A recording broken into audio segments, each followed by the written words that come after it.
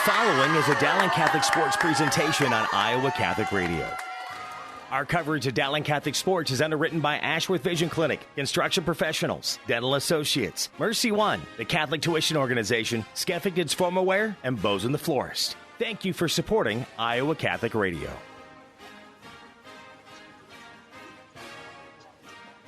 And good evening, and welcome to Ankeny Stadium as we get set for high school football week number 3 here on the Iowa Catholic Radio Network. Mark Amadale joined by John Chido and Matt Mainring, who will be along shortly as we get set for Dowling and Ankeny. And Johnny, on our pregame show, Ankeny 2-0 on the season, Dowling 1-1. Both teams in the top 5, Dowling at 4, Ankeny at 5. Hawks got off a big win last week right here in the stadium, taking on their in-town rival, Centennial High School, but Dowling getting their first win on the road at Waukee Northwest. So here we are, week 3. And as I said, I'm going back to my word that I said in week 1, it's usually about third week you find out what kind of team you have. And I think both schools are going to find that out tonight. Yes, they are. And you are exactly right. And we've been talking about this game all winter long. Yes, we have. And we also been talking about how, what you just said, this is going to determine how the season's going to go. Because this is a big, pivotal game.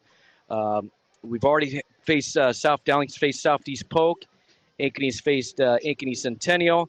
So we're kind of seeing how the big matchups, what the outcome's going to be, and it's going to kind of determine how teams are in tiers, if that's okay to say. Yeah, it is. And I think, Ankeny is one of those top-tier teams. Dowling's one of those top-tier teams. Southeast Polk right now is one of those top-tier teams on this side of the state. Valley, of course, and a few others I know I'm going to forget to mention. But this matchup here is really going to tell what type of ball club both teams have moving forward. There's no doubt about it. No question about it. Ankeny a year ago at Valley Stadium, it was week 3, because we have the exact same schedule, all the schools do, that they played last year, again this year. And last year, Ankeny came to Valley Stadium and defeated Dowling 27-13, probably the most physical team Dowling faced all year. The Maroons obviously couldn't balance things out. They did get in the playoffs, and they did very well, had a nice run in the playoffs. But Ankeny was a team during the regular season that was physical, and thus the Hawks, the defending state champs a year ago, losing to Southeast Polk last year in the state championship, and they played like it. Yeah, they sure did. And you remember last year, Ankeny had those big targets on the outside with J.J. Cole and his arm and his length and his height, being able to find those receivers quick. And, the receivers had a lot of length on our defensive backs, and that was a big difference maker. And they were a lot more physical. Now, we're fast forward a year later, we have 3 guys on the defensive line that are going to be very physical tonight. And they remember last year how physical Ankeny was. Right. I'm talking about Carson Hagan, Ralston Rumley, and Cody Hikas. And those guys right here are going to be difference makers tonight. That's a good point. That's a tremendous point. Dowling defensive line. All right, for the Hawks, they had wins earlier this year.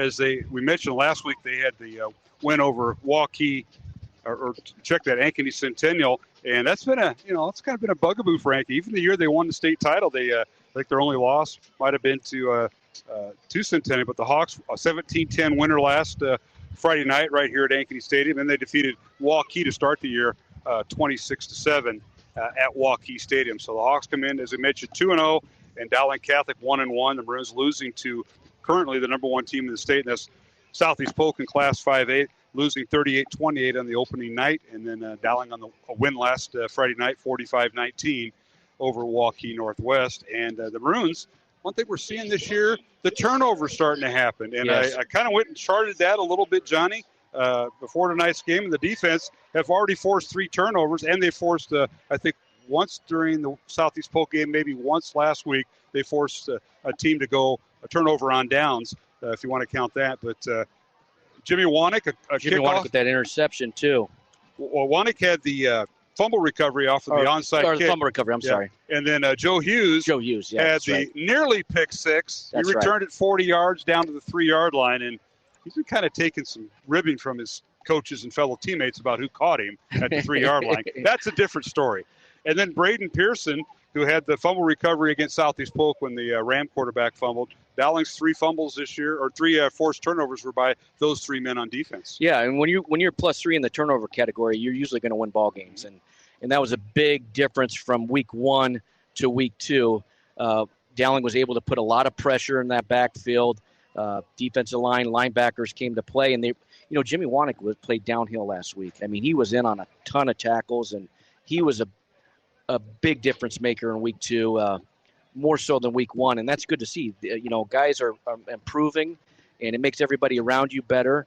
And a lot more intensity, I noticed, on the sideline, too. Yeah, and you'll be down there tonight right in front of us as we're on. The Dowling fans that are coming here tonight, the Maroons are on the east side of the stadium. We're once again going to watch the sunset, but I see clouds moving in. Kind of a threat of rain, it seems like, hanging around, but I think that'll be mostly tomorrow. Well, hopefully they'll get here tonight, and we'll move on. But let's take a look at some of the Class 5A district football games in this area tonight. The number 1 team is Southeast Polk. They're at home tonight hosting Waukee Northwest in their home opener. Other game has, the top 5 matchup, 4th-ranked Dowling at Ankeny. And, of course, we'll be kicking off at 7 o'clock here on Iowa Catholic Radio. Urbandale lost last week. They were a top 5 team before that, a top 10 team, rather. They're at 7th-ranked Valley tonight. That's also a 7 o'clock kickoff. And then 9th-ranked Ames on the road at City High of Iowa City. And City High will be Dowling's opponent next Friday night. So 9th-ranked Ames at City High tonight at 7 o'clock in Iowa City. Dallas Center Grimes is at 10th-ranked Johnston, and Ankeny Centennial at Waukee. Other games as Des Moines Lincoln at East. That's at Williams Stadium. Ottumwa's at Roosevelt. That game at Drake Stadium. Des Moines North looking for their 3rd straight win on the road at Sioux City North tonight. Sioux City West at Hoover. Fort Dodge at East Waterloo. Newton is at Marshalltown. And then a couple 4A matchups. Pella at 6th-ranked Indianola in Class 4A, and number 1 Lewis Central is at number 7 Norwalk in Class 4A. Last night, it was 8th-ranked Sioux City East winning over Lamar's 52-17 up at Olson Stadium in Sioux City. And finally, I think the big matchup last night was Davenport Central and Cedar Rapids Jefferson. Remember, a year ago, last couple of years, Jefferson's had barely enough kids to go out for 4 and 5A football. Well, last night, those 2 teams went to overtime, but it was Davenport Central outlasting Cedar Rapids Jefferson 19-12 in overtime, and Jefferson now with a 20-game losing streak. So that was exciting. They had to bring that Eastern Iowa. And Mr. Mandering, welcome. Did you have to take the trolley from down here by the ice cream shop or what? It was huh? I got a little behind today. I was at home taking notes, and then all of a sudden I realized this is a little farther drive than I thought, way up north here. Really. Yes, it is. And it's a little bit tougher to park. Yeah, you got to walk a mile to get here. But yeah. So now we're good to go. So now I want to go with the matchups, and we'll start with Johnny and the Dowling offense tonight against the Ankeny defense before we go to break and head coach Tom Wilson. The Ankeny defense had a lot of graduations from last year, and I think I looked at their sheet, and they have 3 returning starters. Diego Jackson, who Coach Wilson will talk about, number 33. He is one of the defensive ends. Ben Sandvig, one of the finer corners in the CIML and 5A district football, number 7. And Reed Johnson, number 22, a safety. Those are their 3 returning starters, but Jamison Patton, the transfer, he leads the team in tackles with 13.5. I don't know if you like your safety being your leading tackler. So what are we going to see out of this Ankeny defense, John, as the Dowling offense takes the field tonight? Well, if you watch Ankeny in the first 2 ball games, they have a different defense that they'll put in there. They call it the Stillwater defense from Oklahoma State. And what they'll do is they'll have 5 guys that are about 6-7 yards off the ball, all in a sprinter stance. And at the snap of the ball, they're going to sprint to their gap. And then you have the guys behind him, behind the line, that if the quarterback turns to the right, they are sprinting to an area to that side. And then throw in Jamison Patton, who is the star player. He's the one that's downfield that will go to a certain spot that's vacated, and it's all instinct. It's all based on instinct. So it tells you what type of player he is, and it's the most craziest thing I've ever seen. But it's efficient, and it caused Centennial some problems, and then they kind of figured it out, and they were able to run against that defense. But I think the key for Dowling, it's to stay true to your principles up front, meaning what gaps you're in footwork you're going to block, and just stay true to that, and I think they'll be okay, and not worry about guys 5-6 yards off the ball. All right. Mr. Vandering, the Dowling defense facing this Ankeny offense, and led by J.J. Cole, a young man who's committed to Iowa State at this time. They got a lot of weapons. Johnny mentioned Jamison Patton on defense, but he's also one of their leading receivers against this Dowling defense, who played very well in week 2 last week. What are your thoughts tonight? J.J. Cole gets a lot of attention, and he does a good job of running the offense and does a good job of play faking, does those little things very well. So far this year, he's over 50% throwing the football, 37 of 62 for 431 yards. He's got 2 touchdowns, but he's also got 3 interceptions. And, Dowling has done a little better job this year of creating some turnovers. And so if they can be opportunistic tonight, that'll be a big thing. And then Jason Williams is the leading running back, number 4. They go with that single back look. You're going to see a lot of trips and single high, a guy who's single on the other side. And what they're going to do is they're going to try to get you to mess up your numbers.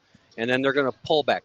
Very similar to what Dowling will do sometimes. They'll pull a lot of tackles. They'll pull the guard and the tackle and lead to the weak side, to the narrow side of the field. And that gives Williams, he's got 40 carries for 208 yards and a couple touchdowns, 1 run of 46. And J.J. Cole's not a runner. He's a pocket passer kid, but he can run the football. He's their second leading rusher with 43 yards. But, so it's going to be keeping him contained, keep constant pressure on him. And it's going to be interesting. This will be the first game, I think, with that front 3 is really going to have an impact of pressuring the quarterback. And, can Carson Hagan get off there and do some things, and Ken Rumley and Hikus get there. Good coaches think alike. Yeah, and so I think he just said that as you were walking up from your right here.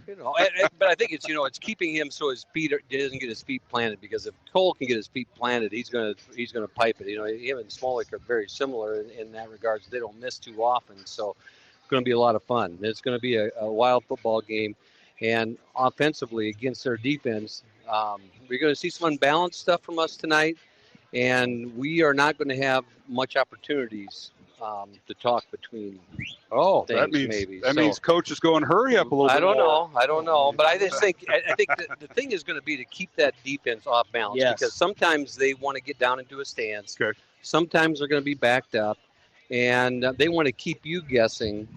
But as I watch the tape, my brain's thinking I'm just going to run right at it. Yes. And that's what Centennial did in the second half last week, making their comeback, which fell short, but they did. They ran very well. All right, guys, we got to take a break. Mr.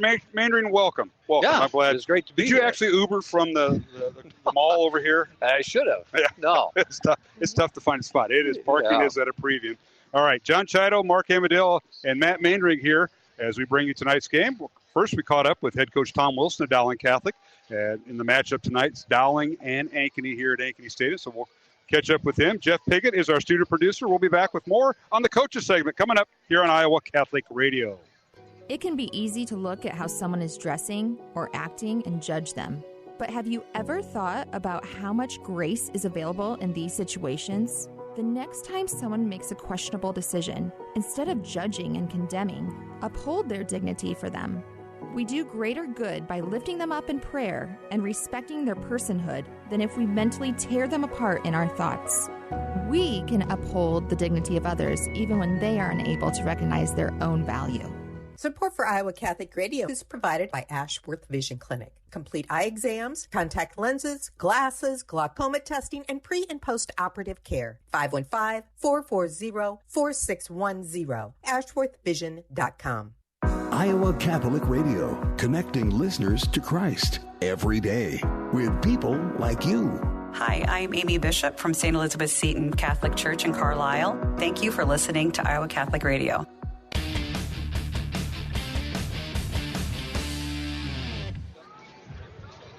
Welcome back to the pregame show here on Iowa Catholic Radio. Mark Amadale now joined by head coach Tom Wilson as Dowling takes on Ankeny here at Ankeny Stadium tonight in week 3 of the high school football season. Coach, thanks for joining us, and best of luck tonight against the Hawks. All right, thank you, Mark. Well, Coach, what a night it was last Friday night. You got your first win, 45-19 win over Waukee Northwest last Friday at their beautiful stadium, and it was quite an effort. It all started on the opening kickoff. You marched down 13 plays, 73 yards, and CJ runs it in from 8 yards out, and you really took it right to him and kind of made your presence known, and the defense played excellent. And you got a lot of kids in. So a lot of things happened, but it got off to a great start. We did. I really liked the first drive. It's, sometimes your game plan clicks, and sometimes you just wad it up and throw it away. And fortunately, last Friday, things were really good for us in the first half. And I thought we were able to mix in the run and the pass. And as you mentioned, I thought our defense played very well throughout the course of the night. I think the last part of the first quarter was kind of back and forth. I know Northwest got a field goal, but then Dowling comes back and gets a field goal right before the half. He scored 3 times in the last 5 minutes via the field goal, a touchdown run by Rashad Davis, your sophomore tailback, and then that fumble recovery by Wanek on the kickoff. Who said Nebraska couldn't onside kick with the lead? And he did it right before the half, and it worked out well. Wanek right on the ball. Yeah, it was really a squib, and we've been telling Shu that if somebody's in the way of where you want to place it, just drill them, and he drilled them. And fortunately, we got the ball back. I was worried a little bit that it was going to give them good field position, but the balls kept rattling around down there, and we were able to get it and then come up with a play to score. And I really thought a turning point in the ball game was there was a point in time where they had great field position starting on our 32 or something like that. And when we held them to that field goal, I thought that was a turning point in the game, because then that's kind of when we started taking over. You mentioned Andrew Schumacher. That's your kicker, do all everything, kickoffs and that. And that was a good read by him. But, later on in the game, pretty good kickoff return by Waukee Northwest. But Schumacher knocked the guy out of bounds. And I tell you what, that's probably the most physical kicker other than Matthew Hawk in his day that I've seen here. Well, Shu would tell you that he's also a defensive back too, and he does take pride in that. And fortunately, there was a penalty on that play, and took them back deep into their own territory. But it was a great tackle by him. Going into the game against Waukee Northwest, Sam Johnson, their quarterback, and then Brady Grisham. I know they wanted to get the ground grade game established, and last Friday night, your defense played outstanding. Some kids really stepped up. I know that was especially big coming off the Southeast Polk game. They probably didn't have their best game, tackling, whatever. But it certainly showed up against Northwest last Friday. I thought our kids did a really nice job. Waukee Northwest doesn't have a huge threat of a passing game, and so we were able to tee off on their running game a little bit. They do a lot of power read stuff to where the quarterback can get it, or Grisham could get it to the outside. And I thought our kids were disciplined enough to really take that play out of it. They had some play action off of that, but we handled that very well. And you mentioned the interception by Hughes, which I thought was also very big in the game. And we've given him a hard time by getting caught by the quarterback, but he's taken it well. Well, offensively, a lot of it was set up with your defense, but offensively, attacking Northwest defense. We talked about Adam Gardner, Chase Lamb, and Olin Klunder.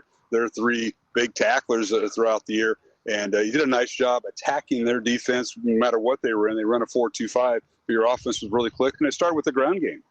It did. It was nice to get Rashad going. CJ wasn't 100%. We got Jack Moore in there some early, which was good to see. And, Jackson has done a really good job of just taking what is there. A lot of that is RPO based. And they were taking the throws away, and Jackson would hand it off. And offensive line, I thought, did a really good job.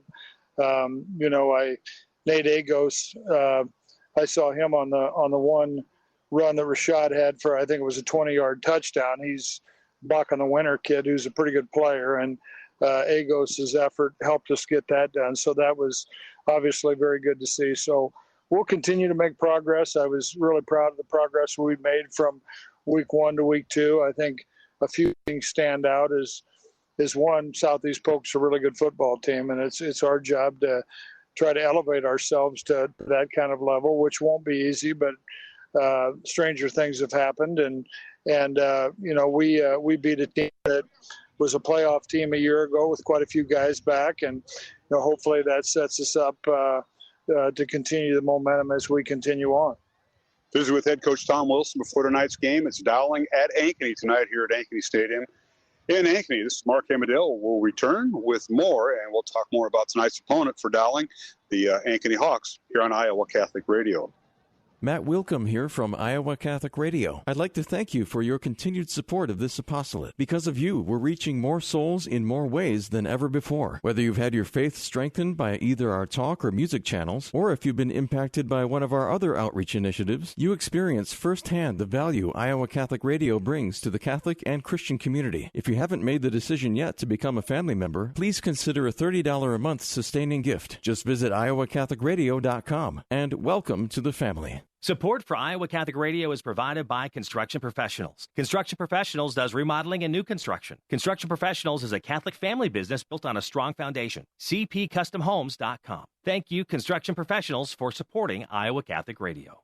Weekdays at 5 p.m., it's Catholic Answers, a live call-in program to offer Catholics and non-Catholics a chance to talk with world-class apologists and theologians. Catholic Answers, live on the Iowa Catholic Radio Network, connecting listeners with Christ.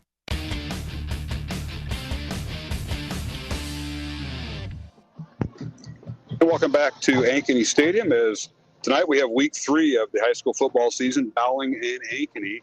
Bruins are ranked 4th. They're record 1-1. Ankeny Hawks are 2-0.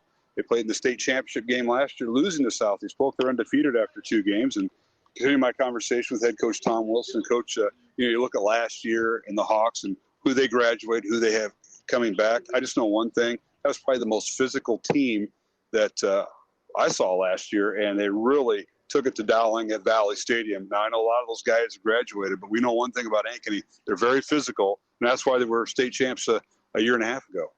Oh, you're absolutely right. They were by far a better team than us last year at that time. And, you keep in mind that, we were down Jackson and we were trying to figure ourselves out offensively, and they basically just teed off on us. And, they did graduate a great class.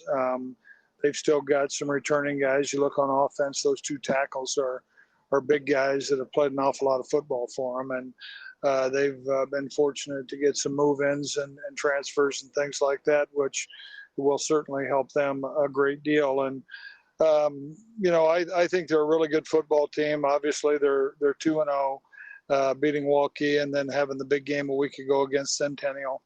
And so we're going to have our hands full. It's a great challenge for us, but I really think our kids are looking forward to playing. I'm sure they are, Coach, and you look for the Dowling offense. You got to play 3 quarterbacks last week. A lot of kids played against Northwest. Experience is big, especially if you don't have a JV game gets canceled or something like that. So that was good to see. The other thing is you're going against an Ankeny defense tonight that is a little bit different. Coach Nelson's kind of changed that up, and it's something it's unusual. And they got back to basic defense, I thought, at times against Centennial, based on the film I saw. But they are certainly bring some kind of an exotic defense. And how best can you explain it to our listeners out there? Well, quite frankly, it's something I've never seen before, and I've been at this for a few years. And, we had to do our homework on a lot of things, and that didn't just start this week. It started long ago, and they do. They're going to give you about 6-7 different looks. There's sometimes where you might see everybody up on the line of scrimmage and their secondary up tight, or the next step, you might see their entire defensive line and linebackers 5 yards off the ball and their secondary 10 yards off the ball. So they keep you guessing with things. It's a high-pressure defense. They're usually going to bring one more than you can block. Jamison Patton back there, he's their 3rd safety. They play 3 safeties. He's back in the middle of all of that, and honestly, he's the eraser. He makes an awful lot of tackles. He's got great speed. He's going to Iowa State, and he's going there for a reason. It's because he's a really, really good football player in all 3 phases.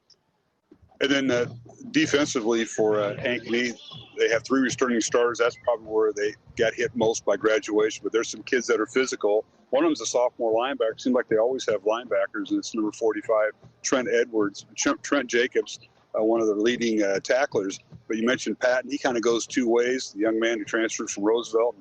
Number 9, Hallstead, and Diego Jackson, number 33, right outside DN. That's going to be a load for your offense to block, or rather your defensively, offensively rather, to block, and those are some big boys there. They are. Jackson, I think, is a good player. He's this will be his third year on the varsity, and when he was a sophomore, you could see him coming. And I thought he played really well against us a year ago. He didn't see as much time early last year as what he started to see late, but I think he's a really good player. And we've mentioned Pat and then a couple other returning starters, but they are going to be a handful for us, and it's something we've challenged our offense. And, it would be easy to say, okay, just start throwing the ball with Jackson. Well, you've got to be able to figure out coverages, and I think in the defense that they're running, that's probably the most difficult thing to figure out, is really where they're going to be at and what the coverage is going to be. And they do have good athletes back there. Sandvig, number 7, is a corner that I think is a really good player, and he can play for a lot of people. And so we're going to have to pick our spots. I think we're going to have to be able to stay balanced within our offense, but it's going to be interesting to see how we handle their different looks. Hey, Coach, finally, the Ankeny offense led by J.J. Coles is, third year starting, but second year starting for Ankeny. And in the backfield, as you mentioned, a couple move-ins come in. One kid's from Cedar Rapids, Kennedy, but the tackles, Monsivice at almost 300 pounds at left tackle, and Kingston, who's their leading offensive tackle at right tackle at over 300 pounds. They're big, and Ankeny, they run a lot of things through them. Talk about Dowling's defense, that matchup offensively. That's a for us. I thought J.J. Cole a year ago was really good against us and hit some big balls and things like that. It seemed like last year he kind of struggled his first couple of games, then Dowling cured him. And so we're hoping that that's not the case this year. It's not that he's not played well so far, because he has, but we need to try to get him so he's uncomfortable. Jason Williams, the running back that came in from Cedar Rapids, he's a good player. I really kind of saw him all spring in the 7-on-7 circuit. And again, Patton playing offense, and they've got good skill people. And you highlighted the tackles, which you should. I think they're really good offensive linemen. Played a lot of football for Ankeny, won an awful lot of ball games, and I think they're going to be a handful for our guys. Well, Coach, best of luck tonight, and look forward to talking to you at halftime and during the postgame show. Had a lot of kids on last Friday night in the postgame show. I had 4 of them on by Mr. Chido, so maybe we can do the same tonight. You love those road wins, and best of luck up here at Ankeny. All right, thank you. That was Dowling Catholic head football coach Tom Wilson visiting with me here on the pregame show from Ankeny Stadium as we get set for Dowling and Ankeny tonight. Mark Amadale, Matt Mandering, and John Chido.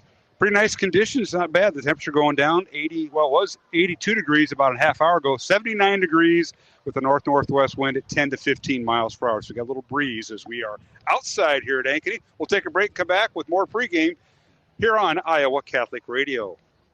Did you know you have a choice in your child's education? Smaller class sizes, dedicated teachers, a sense of community, and a caring learning environment.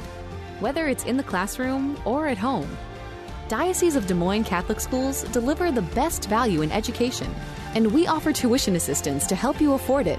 Learn more about how the Catholic schools in the Des Moines Diocese might be the right choice for your child. Visit dmdiocese.org/schools. Support for Iowa Catholic Radio is provided by Dental Associates, addressing your smile needs and dreams. 515-225-6742. Des Moines-DentalAssociates.com.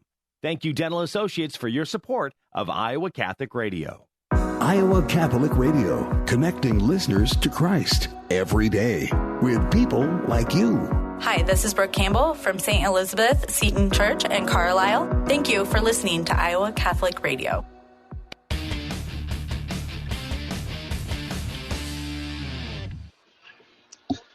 And we're back here at Ankeny Stadium as we get set for week 3 of the high school football season alongside Matt Mandering. I'm Mark Amadale. And the weather conditions, I thought we'd have the sun staring us in the face here, Matt, the first quarter as it was last week. The clouds have moved in, and I know there's some rain moving through tomorrow, but we're getting some of that front and like some developing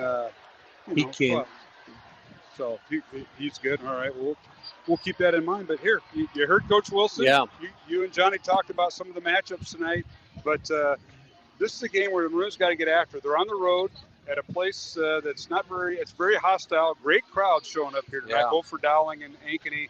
And the Hawks even broke out their all-gold uniforms against the Maroons, who will be wearing their all-white uniforms just for good touch. Yeah, it's interesting when you have a different defense and you have different things to plan for than you normally do. But in the end, thinking about last year, Coach was right. I mean, we just physically they got after us last year, and I think that's the seed that's really planted in their head. You can run whatever gimmick defense you want and all those things, but you're going to line up toe to toe and you got to hit somebody, and it's going to be a game tonight that the trenches will establish how this game's going to flow. And who can, obviously in high school football, it's who can create a turnover or something like that. It's going to be interesting. The wind, I think, is going to be a little bit more of a factor than it has been in a while, coming out of the north with that cool wind. So, and Ankeny's always got good specials, it's going to be a fun night. I certainly will. I know Johnny has made his way down to the Dowling sideline. We're on the east sideline here at Ankeny Stadium tonight. The field runs north-south, and Mr. Teddy, you're on the track. I haven't seen you on a track in a long time. I don't think he can hear us. Yep, I saw that. So we're going to have to regroup with him to resync his microphone. Maybe. But that does happen. He's got to walk all the way back up here. As we prepare for kickoff, as the national anthem was just played, so we're just about probably 5 minutes away. And, Matt, let's take a look at the starting lineups. We'll start with Dowling Catholic. The Maroons, again, are 1-1 on the season. And we'll start their offensive line with left tackle Kyle Rockers, Cade Batterton the left guard, Max Shelton at center, Nate Agos the right guard, and George Nahaus at right tackle. And, of course, the tight ends, Jalen Thompson and Danny Nielsen. The utility player, who's also part of that offensive line, is Hunter Crusherlow tonight, as Will Leifker is going to be out for a while and with a leg injury. So Crusherlow gets started. Ben Hoover moves up to back him up. So that's our offensive line, and they're going to have their hands full. Yeah, and Moore, and we might see some different things. I think C.J. Phillip, was he out tonight as well? They haven't got the tailback yet, but you mentioned our running backs for Dowling. It'll be Rashad Davis. C.J. Phillip is a game-time decision. He's battling a hip injury. Jack Moore, number 31, will be carrying the ball and backing up Rashad if C.J. can't go. Wide receivers, Bo Gamble and Michael Reichard are the split ends, and Cooper Nicholson, who has 3 touchdown receptions on the year, and Hank Brown in the flanker spot lead the Dowling offense. Dowling defense have forced 3 turnovers this year.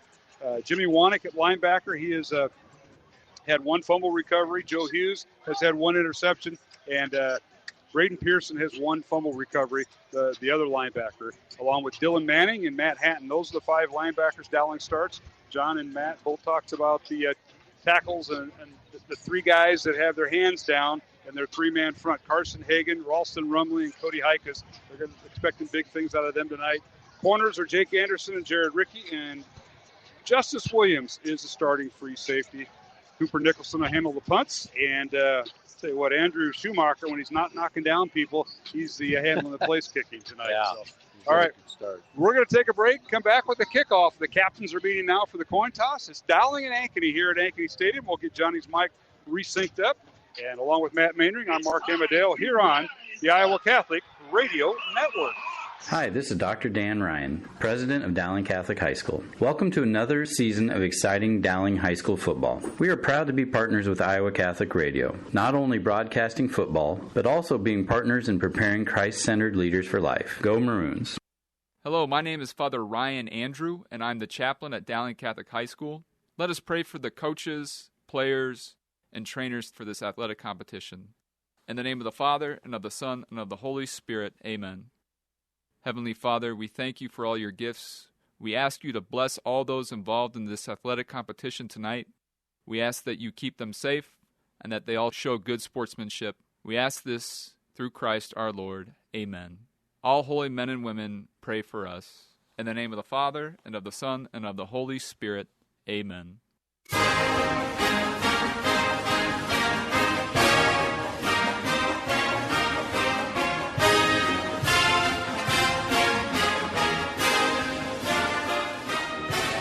Hey, good evening, and welcome back to Ankeny Stadium. About set for kickoff. It's Dowling and Ankeny tonight here in the Iowa Catholic Radio Network.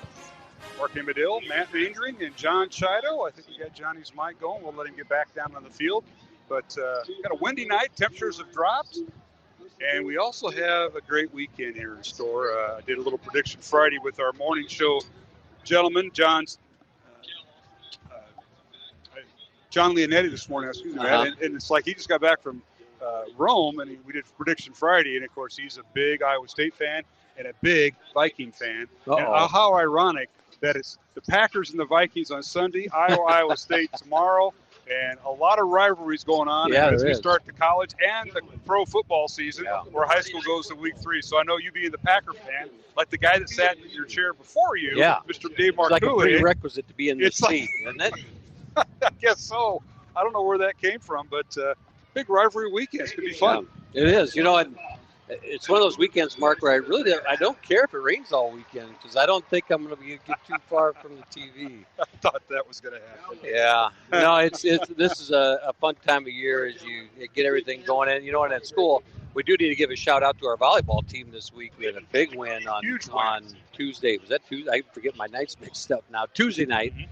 And Mary Beth Wiskus, I believe, got her 400 win. Yeah. So great night for them, and no, this should be a great matchup tonight out here, and we'll see a lot of hitting going on. Yeah, we certainly will. I know we've got Mark Roaring will be our halftime guest. Caught up with him earlier today, talking about the fine baseball season that he had. And I said, I didn't realize you coached a lot of engineering students at Dowling. 11 of his seniors, and like 7 or 8 of them went to the engineering program, and they're going to take it on the next level at Iowa State or some other college. That is awesome. We have a big pipeline that goes up there in engineering, and Andy Schreck and Drew Neal are lead teachers in that area, and Jonathan Vanderhaar also teaches some of our engineering classes. They just do a phenomenal job, and our kids really get excited about that course, those courses. No question about it. All right, let's go down to John Chido. Johnny will try to pick up you right now. Ankeny will kick off. Dowling will receive, but the Maroons will be going into that 15, 20-mile-an-hour wind, apparently. And the temperature has dropped quite a bit since within the last half hour, too. So it's nice and cool. It wasn't as hot as it was last week, so it's a good night for football. And I know I say that a lot, but finally football has arrived with the weather, and the wind will play a little bit of a factor in that. All right, Keegan Warner boots it away, and Dowling will field the ball right at the 1-yard line. And this is Dowling on the return, and that being Jake Anderson gets it across the 20 up near the 23-yard line. That's when the Maroons will start 1st and 10.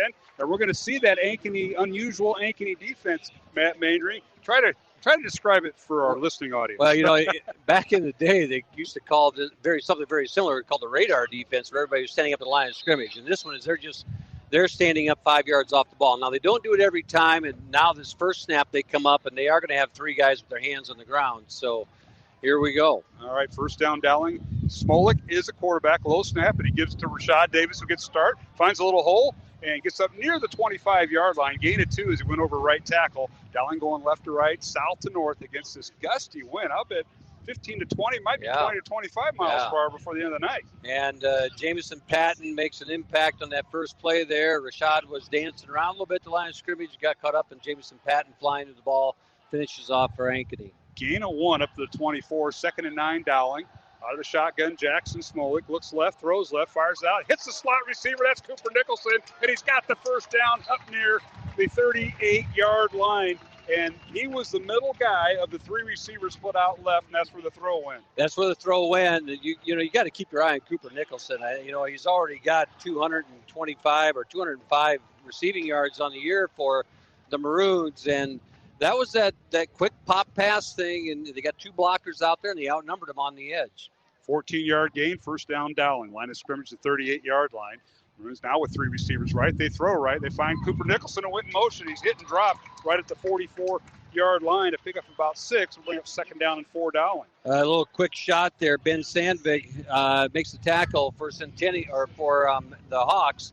As, again, Cooper Nicholson was in motion that time, and they're going to keep moving him around, so they can't just key up one person on him. And they got him open again, and Jackson Smolik right on the money. Now the Maroons bring an extra tight end. They go with two tight ends. Pistol formation with just two receivers split out left. Handoff goes Rashad Davis, right side.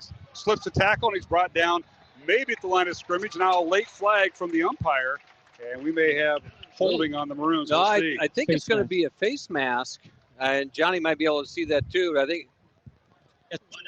Yep. Okay, and their preliminary signal is face mask. Thank you, John. He's right there on the Dowling sideline. And it is face mask against. So, no gain on the play, but add yards due to the penalty. That'll be up to the 49-yard line on the penalty of face mask. Rashad almost broke that. That one was close, and so let's keep an eye. He's close to popping one there.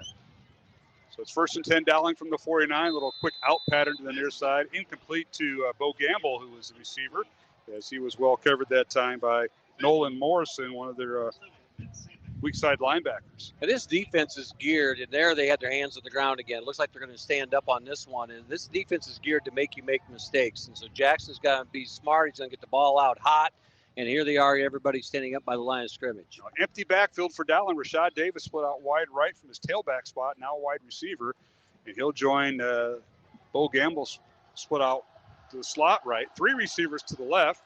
Smolik with 7 seconds on the play clock, looks left, throws left, fires it out. It's caught again. Cooper Nicholson dives forward into Ankeny territory at the Hawk 47, a gain of 4. Quick 5-yard gain, and I believe that looked like, could that be Jacob Kruger out there, number 16? Bound that player, number 13, Austin Bailey, one of the two out there. So a gain of 4. Brings up 3rd down now for Dowling. 3rd. This is an unusual sight because you got 22 kids in the football field, and almost all of them are within 1 yard of the line of scrimmage. They are. Here's a little pass down the lateral pass, caught by Cooper Nicholson. Loose to the secondary. He may go inside the 15, 10, 5. Pat can't catch him. Touchdown. Cooper Nicholson from 47 yards. And it was just a lateral pass, but perfect downfield blocking. Hey, those receivers knocked somebody down to get that open. When there was one key block right on the edge here to spring him. The thing is with this defense, when they had all the guys up there at the line of scrimmage, you get past the first level, there's nobody home. And so on that play right there, one little block and Cooper Nicholson with his speed, he makes them pay. Now the extra point by the Maroons as Andrew Schumacher attempts the extra point into the wind. It's up and good. The hold by Jack Jepson. That was a great hold by Jack Jepson. He got that. And Hagan, I was out in the old practice field yesterday with Hagan working on, showing me his long snapping form. So I might have thrown him off on that one. 7-0. Dowling leads Ankeny. 9.5 minutes left to go first quarter. Back in 1 minute on the Iowa Catholic Radio Network. Has anyone ever told you to pray about it and left you thinking, okay, but how? First, invite the Holy Spirit to be with you as you talk to God. Think about what is going on in your heart and mind. Be honest. Acknowledge to God what you're thinking, feeling, and desiring, because He wants you, the real you. Then, tell Him about what you're experiencing and entrust that to Him. Finally, let the Father love us. Ask yourself, how is God loving me right now? He is loving always. Sometimes we need to stop and think of our blessings, because that is where we can find God. Support for Iowa Catholic Radio comes from Mercy One, your expert circle of personalized care for all your health needs. With more care locations than anyone, your best life is their one purpose. Find your doctor at mercy1.org. Monday through Friday at 3 p.m., it's Cresta in the Afternoon. Speaker and author Al Cresta looks at life through the lens of Scripture and the teaching of the Catholic Church, providing conversation about the things that matter most. Cresta in the Afternoon on the Iowa Catholic Radio Network.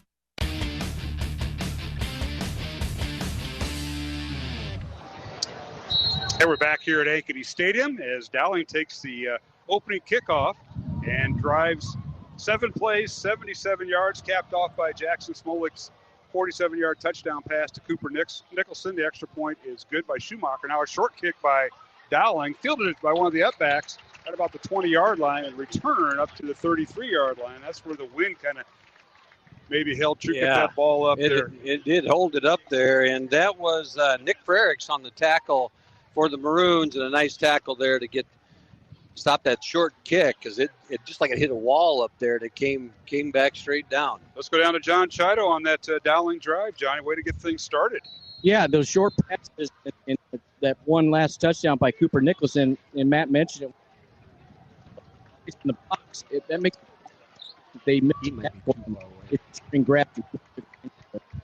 Yeah, John, you got to get a little closer because of the wind here to pick you up. You were cutting out there with the mic, but now a handoff on a first down play from the Hawk 34-yard line. Nice job by the Maroons as they gang tackle the ball player, but not after he crossed the 35 near the 36-yard line there, man. Picking up where he left off last week, Jimmy Wanek with a nice tackle there on Williams. And this defense is going to get pressured tonight, and this is an outstanding offense, so this should be fun to watch on this side of the ball as well.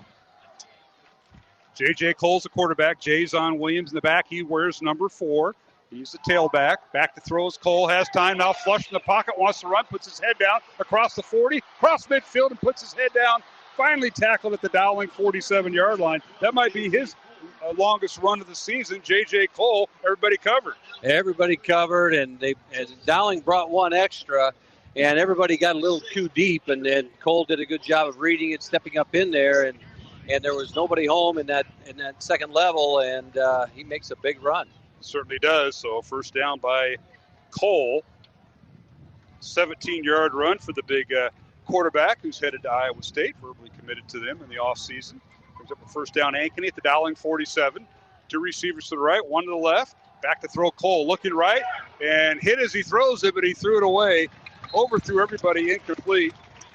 Will Hendricks, number 5, was maybe the closest receiver. Keep in mind, Ankeny has this very gusty wind all of a sudden out of the north at their back here. And the ball carried on him a little bit, and Braden Pearson was a step short of getting there on J.J. Cole's blind side as Dowling is determined to bring some extra pressure. They're going to bring an extra guy every time, too, as Braden Pearson's just lurking at that line of scrimmage. All right, Maddox Ward split out wide right. The Hawks going right to left, north to south here with 3 receivers left. Cole looks left, now throws right over the middle. The pass is caught, and near a first down with the catch is the intended receiver that time. And that might have been Carson Booth, and it's near a first down. They're going to say short. Yes, they're going to say short. That was a really good hit by Justice Williams on that play to bring him down and not let him get any yards and actually knocked him backwards and prevented the first down. So here you got 3rd and short. Gain of 5 officially. 3rd down and 1, as you mentioned, Matt, for Ankeny. The ball's in the Dowling 42. Quarterback sneak by Cole, puts his head down and dives forward. And they're going to give him the first down near the 35-yard line. For a big quarterback like Cole, he's 6'7", 240. That's a big kid. And the quarterback sneak is an effective play for someone that big as he leans forward behind that line. So pickup of 2 gives the Hawks a first down. Inside handoff and running with the football. His first carry, Jason Williams, the transfer from Cedar Rapids, Kennedy, number 4. And he gets right up over right guard, right tackle down to the 30-yard line. A little hurry up here by the Hawks. A little hurry up by the Hawks, and Jimmy Wanek on the tackle there for the Maroons as they come out and quickly try to get him adjusted on defense. 2 tight ends for Ankeny, 1 receiver, and that is Patton to the right. Handoff Williams looking for a hole, and he kind of goes under door number 1 and 2, and they weren't open. The Dowling defensive line held steady there, and maybe no gain on the play, they'll rule it. They created the pile there, and again, Jimmy Wanek getting at the feet of Jason Williams. And a good running back like that, you got to go down and get him at the knees and lower, and that's exactly what Wanek did on that play. All right, so that'll bring up 3rd and 5 for the Hawks. 6:20 remaining first quarter. Dowling 7 and Ankeny nothing here on the Iowa Catholic Radio Network.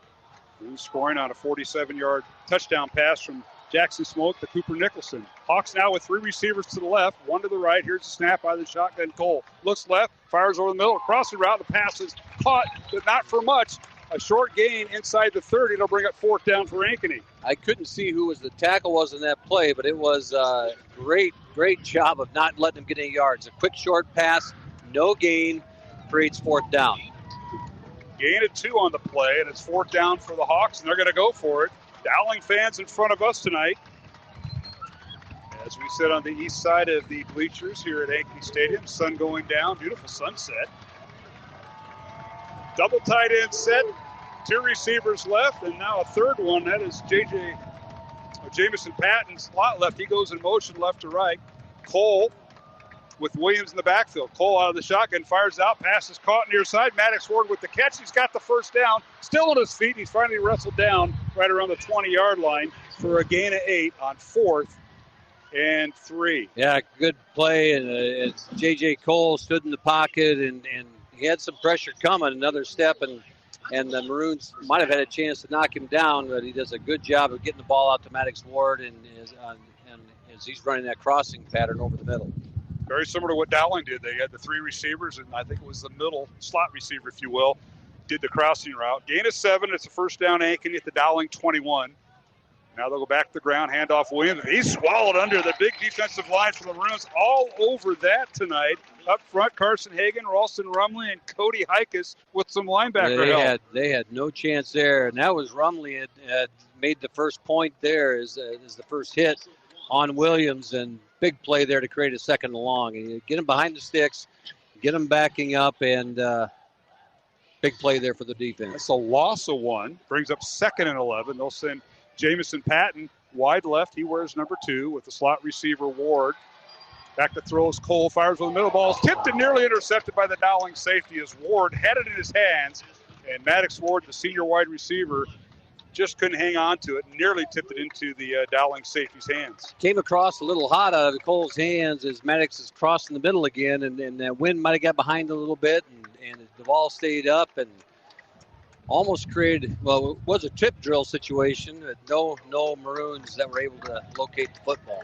Left tackle for Ankeny is Drew Monsivice. Jack Dorfer the left guard. Ryan Mayers at center. Lucas Beeroth is the right guard. And Joe Kingston, the veteran, is at right tackle. Here's the snap. 3rd and 11. Cole on the back, off his back foot, tries to hit Jason Williams out of the backfield. Incomplete. Well covered that time by Dowling Catholic. And it'll bring up 4th down for the Hawks. Dowling had run a little stunt there defensively and showed pressure and backed out of it. And Cole read pressure to get the ball out quick, hit the hot route, and Dowling had backed out, and it was well played there by the defense. All right, now a field goal attempt for Ankeny. This will be a 39-yard field goal from the right hash by Keegan Warner. With the wind at his back, ball down, kick is high enough, it's long enough, and it looks like it went through, and it did. So the Hawks get on the board as both teams score in their opening possessions. It's now 7-3, Dowling with the lead on the field goal by Ankeny. We'll take a break with 4 minutes remaining here in the first quarter. It's Dowling Catholic 7, Ankeny 3 here on the Iowa Catholic Radio Network. Iowa Catholic Radio business underwriters provide people with the opportunity to hear the Word of God and grow in their faith each and every day. Our business supporters have helped expand our network, connecting more listeners to Christ. Would your business or organization like to share in this mission? If you own or manage a business, we would like to talk to you about how you can make a positive impact in the state of Iowa and beyond. To learn more about becoming an Iowa Catholic Radio underwriter, contact Deacon Mark 515-223-1150 or visit iowacatholicradio.com. Support for Iowa Catholic Radio is provided by Skeffington's Formal Wear, in business since 1951, with locations in Des Moines, West Des Moines, Coralville, and Ankeny. Skeffington's Formal Wear, fitting you for life celebrations. Online at skeffingtons.com. Iowa Catholic Radio, connecting listeners to Christ every day with people like you. Hi, this is Brian Gonzalez from St. Augustine's Parish in Des Moines. Thanks for listening to Iowa Catholic Radio.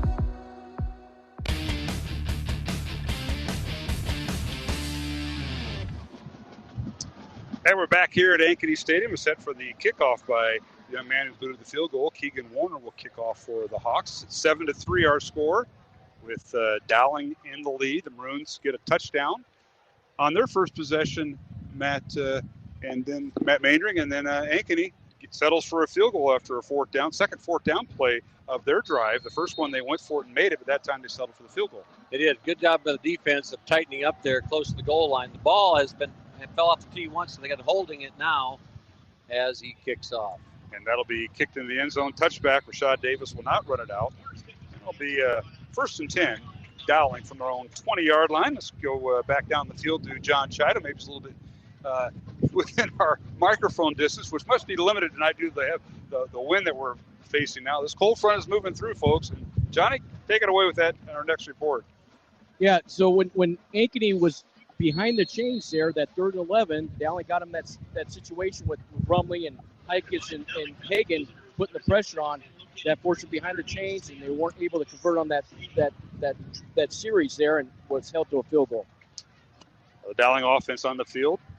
Bruins lead it 7-3, and the inside handoff, and they give it to the tailback, and he's got some room from the 20-yard line, Matt, and he boosts his way up. Now, which tailback is in there? That, I believe, is Rashad Davis. No, that was C.J. Phillip. C.J. Phillip. That was C.J. Phillip. All right, so C.J. is...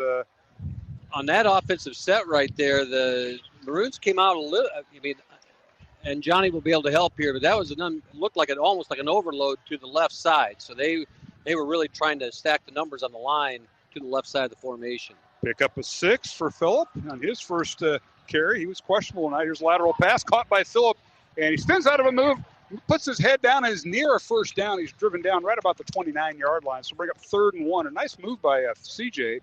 I know he's been battling that hip injury, but a lot of therapy and rub and all that, and pretty good in that spin move. It was a really good spin move there to keep the drive, to keep the run alive, and to make it a 3rd and very short here for the Maroon offense. So this is a big conversion here to keep this drive alive for the Maroons. Dowling with the one back in the backfield. That's Love. He gets the handoff, and he goes over left tackle and picks up the first down up to the 31-yard line. Needed 2 and got it. First and 10, Dowling on Phillip, on the ball carrier. Now, Maroons will interchange their personnel as they do. They bring different groupings in, and now Dowling will have 2 receivers left and 2 tight ends here, Matt. Yeah, Denny Nielsen comes into the ballgame at that tight end position. Here's the snap. The give is to Rashad Davis, and he goes through holes, and he's up near another first down, up to the 40-yard line over left tackle. He did a little zigzag in there when he got the linebackers. Yeah. Nice job by the sophomore. Oh, that was C.J. Phillip again. Oh, yes, it was. Yeah, okay. So C.J. Phillip's going to take this whole drive, and I thought he had a first down. They're going to mark him just a little bit short, but you saw the whole offensive line just wedge up there and really reach that second level of the Ankeny defense and just create a pile. You can hear the wind, pistol formation blowing through. Dowling keeping the ball on the ground as they go into this wind. Handoff Phillip again. He gets across the 40 and it's near a first down. They're going to say he got it. First down. Dowling across the 40 to the 41-yard line. C.J. Phillip. It seems like this series, the Maroons have said, we're going to run the football, and they're stacking the line. I mean, they got 8 guys in the line of scrimmage, 7 guys in the line of scrimmage, and they are just going to pin their ears back and run right at this defense.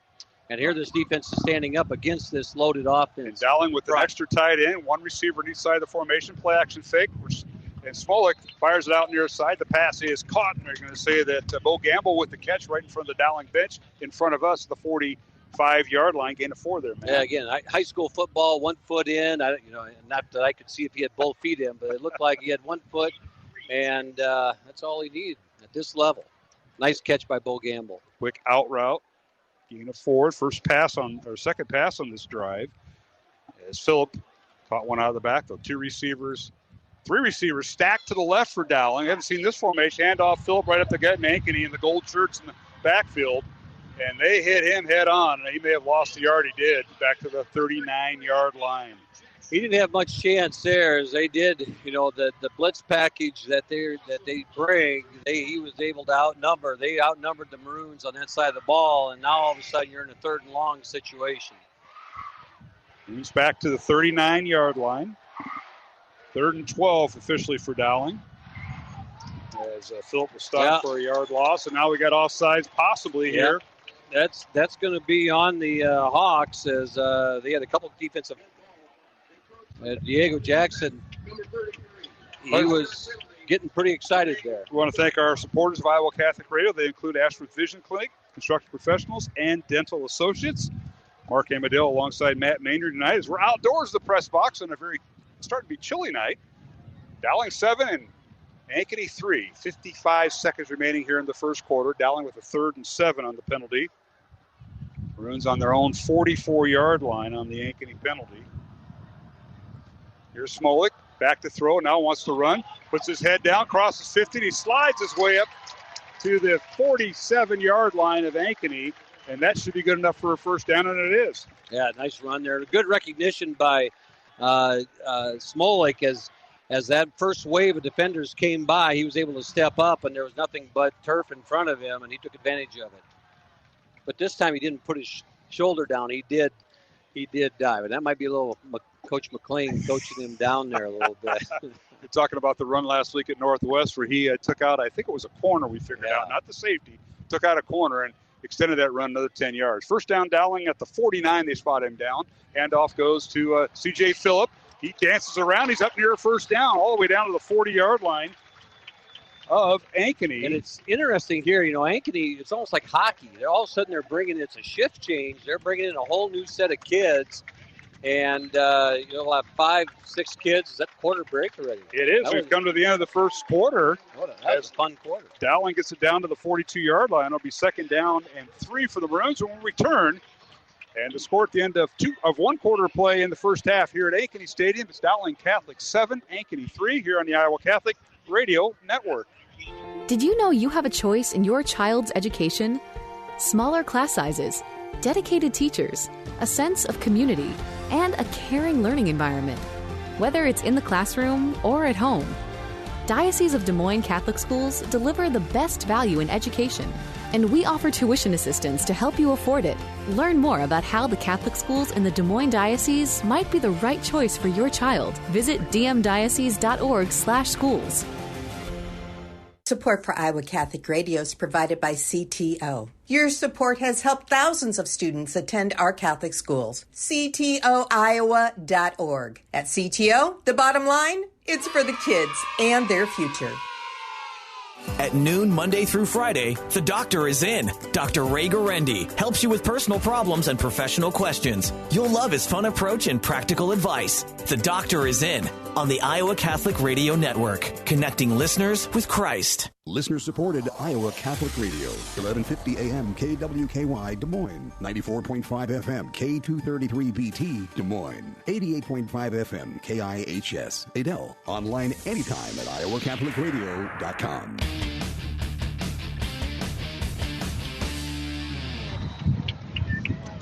And we're back here at Ankeny Stadium, underway here in the second quarter. And on the first snap, Jackson Smolik, the Dowling quarterback, with a second down play, and he keeps the football and gets it down to the Hawk 41-yard line. Gain of 1. We'll bring up 3rd and 2 here, Matt. A designed quarterback draw. That play was they, taking advantage of the matchups there, and Jackson Smolik was able to scratch out a few yards here to create a 3rd and short.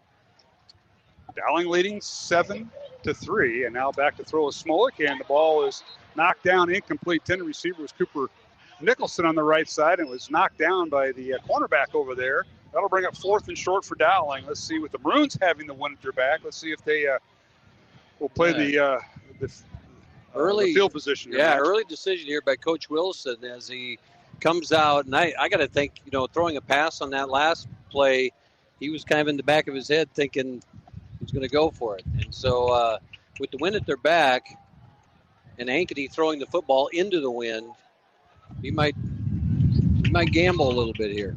And maybe try to get him to jump off sides.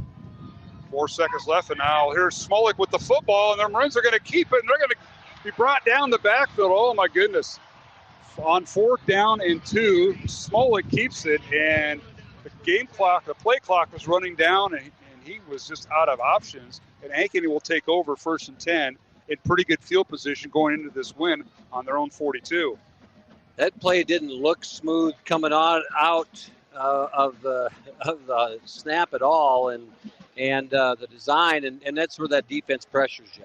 The assignments up front got messed up, and Ankeny the Ankeny Hawks were able to take advantage and create the turnover. Yes, they were. So it's 1st and 10 Hawks on their own 42-yard line, just underway here in the second quarter here at Ankeny Stadium on a windy night. And a cool night it's ended up, and they give the handoff to Williams, and he puts his head down, finds a seam, gets up near midfield, finally brought down at the 48-yard line. He'll gain 6 yards on first down, and that is Jason Williams, the 6'1", 185-pound senior running back. The Maroons right there were bringing a little pressure off the edge, and the edge guy did not get to, and I don't know if that was Pearson off the edge that time, didn't quite get there in time, and Williams was able to shoot up the middle. All right, gain is 6. And now they do the end around, or actually a hand off to the tailback right up the middle. They fake the end around to Patton, and he gets swallowed up at about the 49-yard line, gain of 1. So we'll bring up third down and about 3 for the Hawks at their own 49. Hikus and Rumley there on that side didn't take any of the bait, and were able to anchor down and create a 1-yard gain only from Jason Williams, and now we got a 3rd and 2. All right, J.J. Cole will work out of the shotgun. Ankeny going left to right towards the north end zone. He fakes a swing pass, fires out. The pass is caught, and they're going to say it hit the ground, so it's incomplete. It wasn't backwards. If it had been a backwards pass and it hit the ground, lateral, it would have been a lateral, and he could have been able to get going, and it was close. But the pressure there from the Maroons got to J.J. Cole, hit his arm as he was releasing the ball, and created the errant pass. And Ankeny's going to punt the ball into the wind. Initially, he wanted to go swing past the right to Patton, but then he went to the backside, and he underthrew his receiver, incomplete. As you mentioned, the pressure. 4th and 2, Ankeny. 10 minutes left to go, second quarter rather. Dowling up 7-3.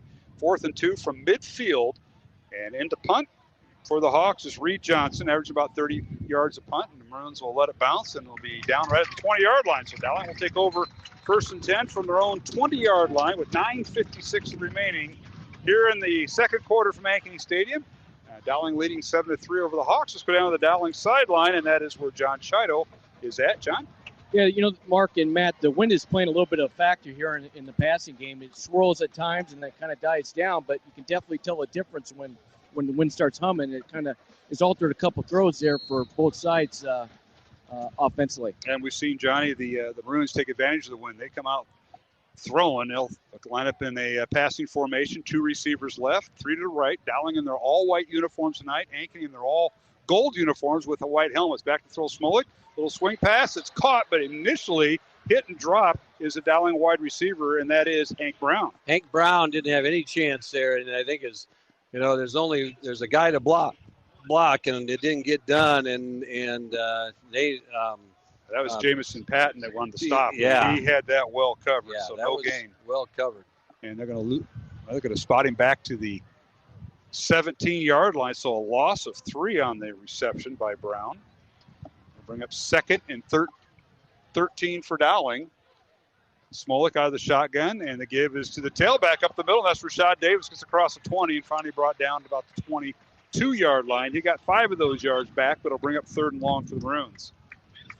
Nice play there on second down for the Maroons to get that run through there and create a third and somewhat manageable here with the wind behind their back. And it's going to be interesting right now. I think, Ankeny's going to bring some pressure here. The Hawks are going to swarm at them as they try to put some pressure on Smolik. Maroons bring in an extra tight end, pistol formation. Here's Smolik. The give is to Davis. He's got some running room, and he's up near first down. He's got the first down across the 30, and he stays in bounds. And now some extracurricular activity as the Hawks, Cale Halstead, one of their leading tacklers, gets mixed up with Rashad. But first down, Dowling across the 32. And there's a flag on the field back at the 22 in a bad spot for the Maroons. So Davis gets 10 yards on the play. And as you mentioned, Mr. Mainring, the Dowling offense starting to march back, and we'll get the call. Offense, number 77. So they're going to get Dowling for holding on George Nahas, the right tackle. And that'll move the Maroons back 10 yards, and that's a spot foul. And that'll bring up 3rd and longer for Dowling. Yeah, it looks like about 3rd. It's going to be 16, probably, something like that. 3rd and 17. Got to put the ball back to the 12-yard line. So they lose 20 yards on that play after Davis got it up to the 32, back to the 12-yard line. It's 3rd and 17, as you mentioned. 5 receivers for Dowling, 3 on the right, 2 to the left. Dowling going right to left. They have the northwest wind, which is gusting around 20 miles an hour, we estimate, at this hour. Back to throw Smolik. Fires it out right, caught by Cooper Nicholson. He can't get out of the defensive grasp of several defenders. Try to let him work in the open field, and he's brought down maybe a gain of 1 up to the 13. We'll bring up 4th down. Looked like Austin Bailey there on the tackle, number 13 for the Hawks, and didn't let Nicholson get that speed going and created no avenues for him. So now 4th and long, and the punt team comes out. Cooper Nicholson will punt from his own end zone, and back deep for Ankeny will be a pair of receivers back there, and that'll be TJ Westover, number 1, and Jamison Patton, number 2. Here's Nicholson out of his own end zone, angling to the far sideline, stays in bounds at midfield, takes a Dowling bounce, and will be down right at the 50. So no return on the play, and that's where the Ankeny offense will start 1st and 10, Matt, from their own 50-yard line. But the Hawks going into this 20-mile-an-hour win here in the second quarter. Pretty good punt by Nicholson. He's going to get the wind in his back, but the ball hung up there a long time and allowed the coverage team to get down there, so there was no opportunity to return. And so the net on that is pretty good. Tonight's game on Iowa Catholic Radio brought to you in part by Skeffington's Formal Wear, along with Mercy One and the Catholic Tuition Organization. Of course, Bozen the Florist is our sponsor for the Red Zone. Say more with Bozen, 515-244-ROSE. Back to throw is Cole on 1st down from midfield, and JJ's going to run it, and it's hit and dropped inside the 50, and they're going to say he fell forward down to the 47-yard line to pick up a 3, and that'll bring up 2nd and 7 for the Hawks. And on that play, for the Maroons on the tackle was number 35, Joe Hughes, as Ankeny gets up the line of scrimmage quickly here and gets set. Sometimes we don't have much time to talk. That's usually when Dowling's on offense. But here's Cole on the shotgun. Off his back foot, fires out, caught by Patton, and there's a little dance and a dodge over there and gets across the 40. What are they going to spot him out? Stepped out of bounds at about the 38, 42 it looks like. So he's going to be short shy of the 4th down, yep. So 3rd and 1. Give him a gain of 5 for Jamison Patton, outstanding athlete. Originally started at Roosevelt and then transferred over the summer to Ankeny. And he'll be going to Iowa State with J.J. Cole. Patton a gain of 5 on that last reception, and now that one's going to be close. Cole stepped to the side, and I don't know if they're going to give it to him. Yeah, he found the right seam next to one of his guards, and quarterback sneak. 1st down for Ankeny at the 40-yard line of Dowling. Again, a 2 for Cole. Again, it's Dowling 7, Ankeny 3. Just under 7 minutes remaining here in the second quarter from Ankeny Stadium. Not a bad crowd here, the Ankeny side. I'd say 3/4, almost full, and Dowling side about the same. Parking at a premium. Yeah. Here's a handoff, and hit and drop in the backfield is Jason Williams, who had nowhere to go. He's trying to go up the middle over center, and the Dowling defensive line came to play there. The Dowling defensive line really came to play, and Braden Pearson closed it down, number 11 for the Maroons. He closed it off on that left side of the offense and shut it down. Big stop. 2nd down and 10 for Ankeny. 6:15. The game clock continues to run. Both teams have their allotted 3 timeouts remaining here in the first half. 2 receivers left and right. And a little swing pass caught by Patton. Avoided 1 tackle, but he's hit and dropped right at the 40-yard line, and he may have lost about a half yard. They're going to spot him back to the 41-yard line. Loss of a half yard will bring up 3rd and long. My question is, how does Rumley get all the way out there to get in on that tackle? Those wrestlers have a good first step. They do. Yeah, good first great step. Hustle by Rumley, and I believe I couldn't tell who the corner was on that, but it came up and made an outstanding stop on Patton.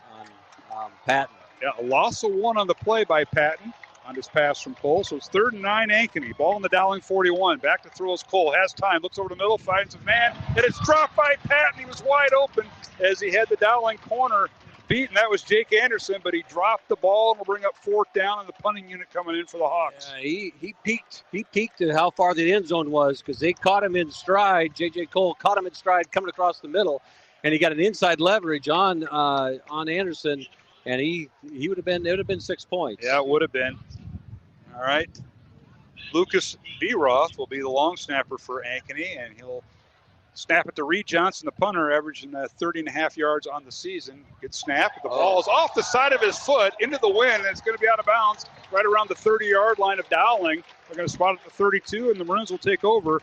1st and 10 from their own 32, a punt of 9 yards. Yeah, that punt squirted off the right side of his foot. Now, sometimes with those young kids, that wind blowing in your face is probably kind of like you and I lining up to drive the golf ball, into the wind, and it gets in our head. But he hit that football like I hit the golf ball. Let's be honest. There's only one golfer in our crew. Let's go down to him. John Chido.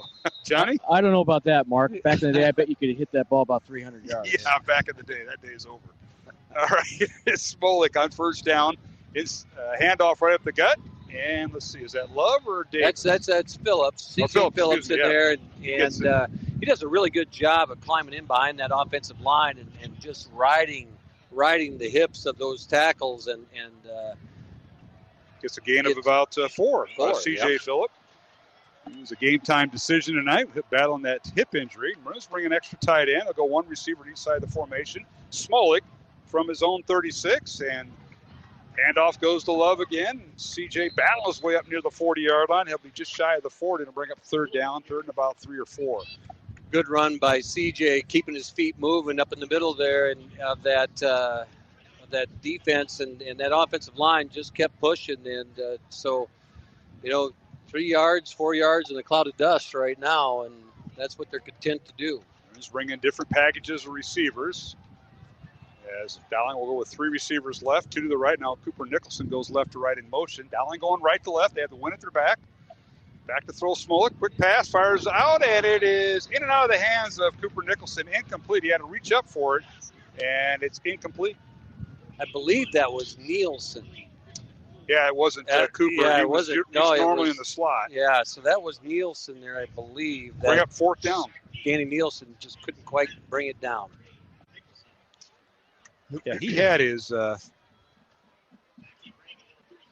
pick of the litter, so to speak, but Ankeny had it well defended, and now Nicholson will be back in punt formation. Dowling punting from their own 40-yard line with 4:15 remaining. Again, both teams with 3 timeouts each in the final minutes before the half. Nicholson gets the punt away, and that's angling towards the Ankeny sideline inside the 40.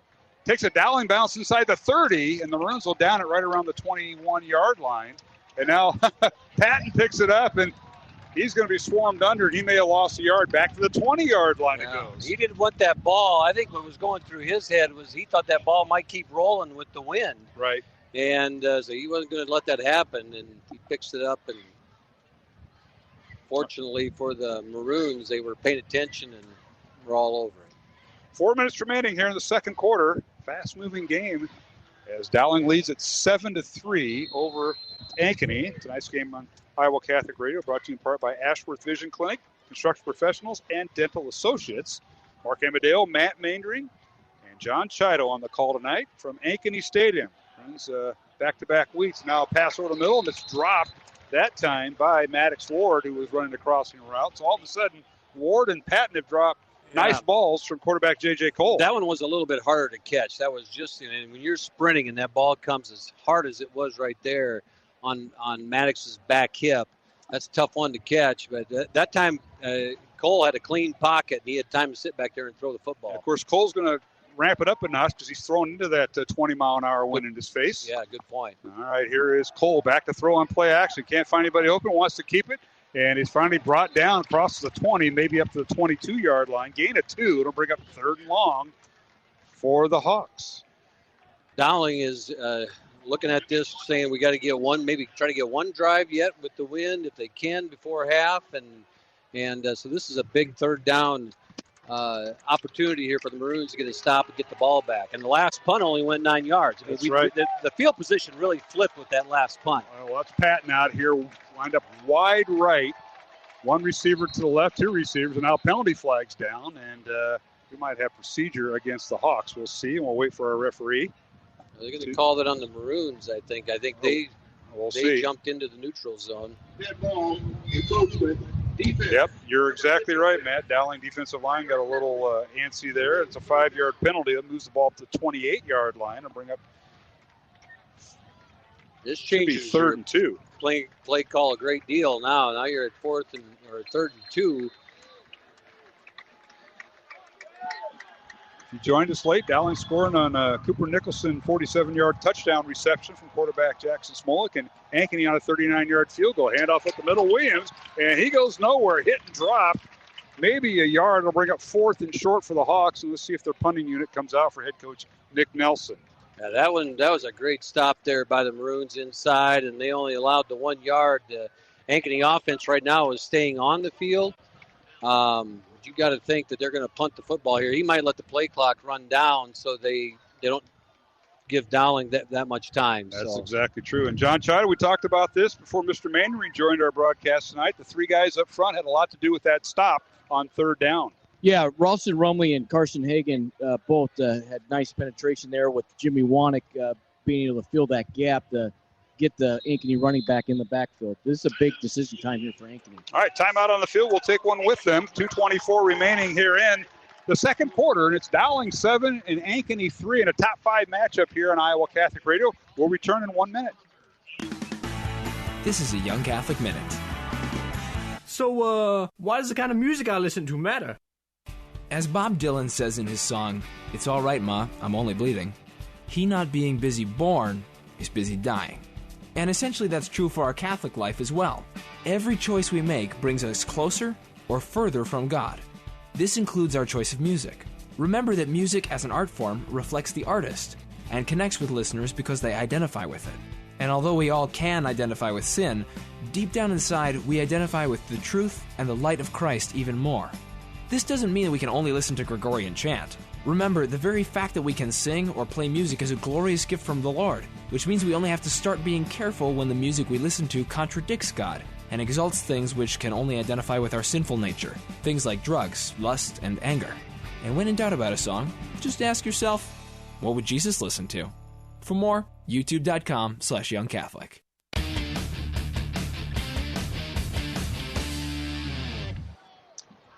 All right, we're back here at Ankeny Stadium, and on the punt by Reed Johnson of Ankeny, back inside his 20-yard line. He boots it to Trey Wilson, who fields it around the 42-yard line, returns it up to the Dowling 49. The Maroons 51 yards away from pay dirt here with 2:14 remaining. Dowling 7, Ankeny 3. Mark Amadale and Matt Maindring, along with John Chida. Let's go down to John for this report, and kind of a dangerous thing there at that time. Trey Wilson fielding the punt, but he's fearless, Johnny. Yeah, and he did a great job catching that punt because he doesn't catch that punt and that ball flips the field position even more. And now he allowed Dowling to have a short field here and hopefully take advantage with the win. Okay, the Maroons on their own 49-yard line. Thank you, John. The Maroons up the middle they go, and the handoff is to Rashad Davis across the midfield and finally hit and dropped at the 45 of Ankeny to pick up a 6.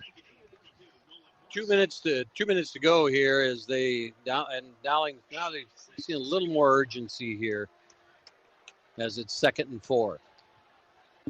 From the Ankeny 45, Smolik give to Rashad Davis, and he's hit and struggles for maybe a yard or two to bring up 3rd and short for the Maroons right inside the 45. Yep, going to be a yard short.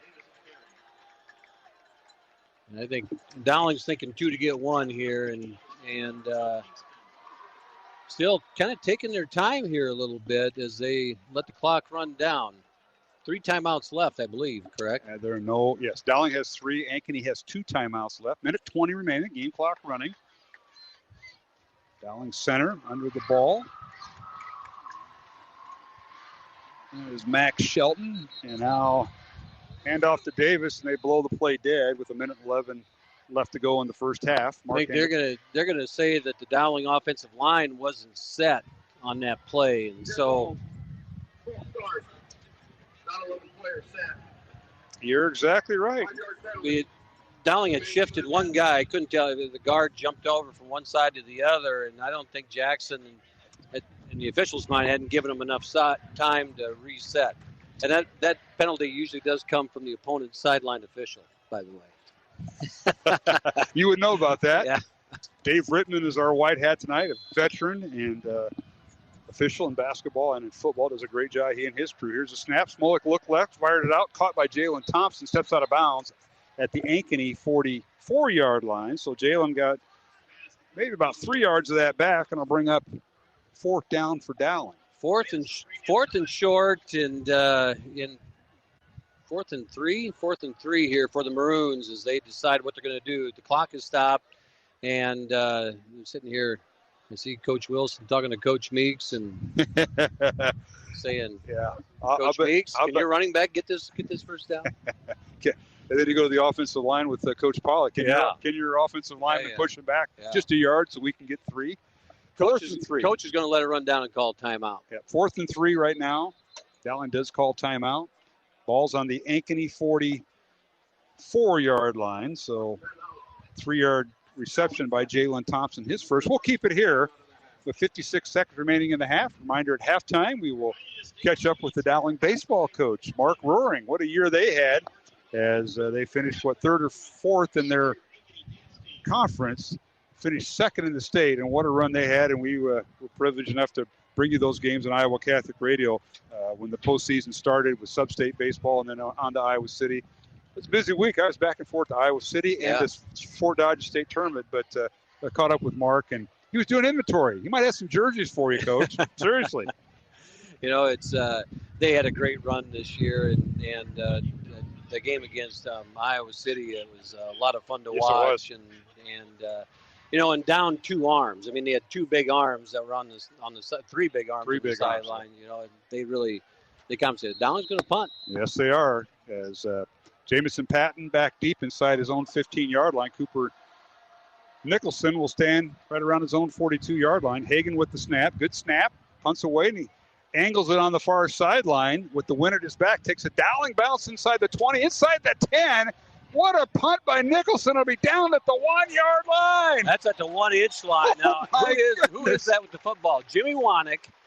Now, he put his knees on. No, that's not Jimmy Wanek. 31. Who we got here now? That is Jack Moore. Jack Moore put his knees on the ground just inside the goal line and waited for the football and caught it. So now all of a sudden you've got a situation here where Dowling, you're looking at that ball's got to get out of the end zone. This is going to be a safety. And with all these teams that do, pistol formation and everything else, this is a tough part of the field to do this. It certainly is. Johnny, what do you think about that punt by Nicholson? I thought it was going towards the sideline, but the wind caught it and it stayed right around where the numbers are painted on the field. Yeah. Pin was in the middle in there, off shot, and he played the wind, and Jack Moore with a heck of a play to down it inside the 1-yard line. And I would think Ankeny's going to do a couple quarterback sneaks to get them some breathing room here. Yeah, they'll use the big 6'7" Cole to do a quarterback sneak, bunch formation, and Cole just puts his head down, and it's a scrum. Maybe he got a yard. They'll stop the clock with 39 seconds to go. We'll keep it here. Dowling leading 7-3 here on Iowa Catholic Radio. Ankeny down at their own 1-yard line, and when they unpile, they'll be at the 2. They're going to give him a half a yard. He's still inside the 1-yard line. So Dowling calls timeout. The Maroons have 1 timeout left. Ankeny has. That spot right there, and Johnny probably has a pretty good look at it. He got a quarter of a yard. Yeah, he doesn't have a whole lot of room in that end zone. Kind of reminds me of the Iowa defense last week when their offense wasn't clicking. They got a. Did they play offense last week? They played defense. They played instead of their offense really well. And tomorrow, I just got news for your Iowa State fans. We're punting on 3rd down. That's a news flash. Now we got to take that. Yeah. All right. Well, tonight's game on Iowa Catholic Radio, we appreciate our supporters. They include Skeffington's Formal Wear, the Catholic Tuition Organization, and Mercy One.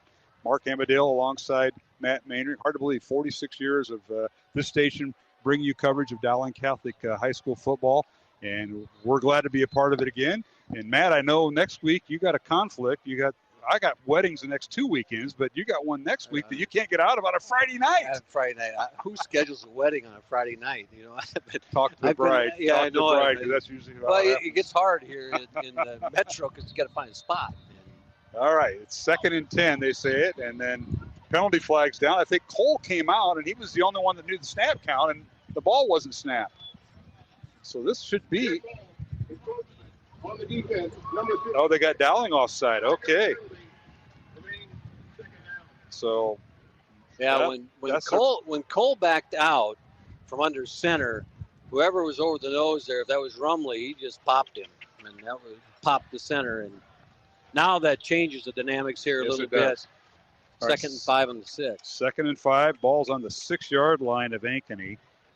Final 35 seconds and a handoff, and running near a first down, and maybe he got across the 10 up the 12-yard line. is the ball carrier. Someone ran out of their shoes. That was Williams, the ball carrier. Jason Williams. I think he lost both of them.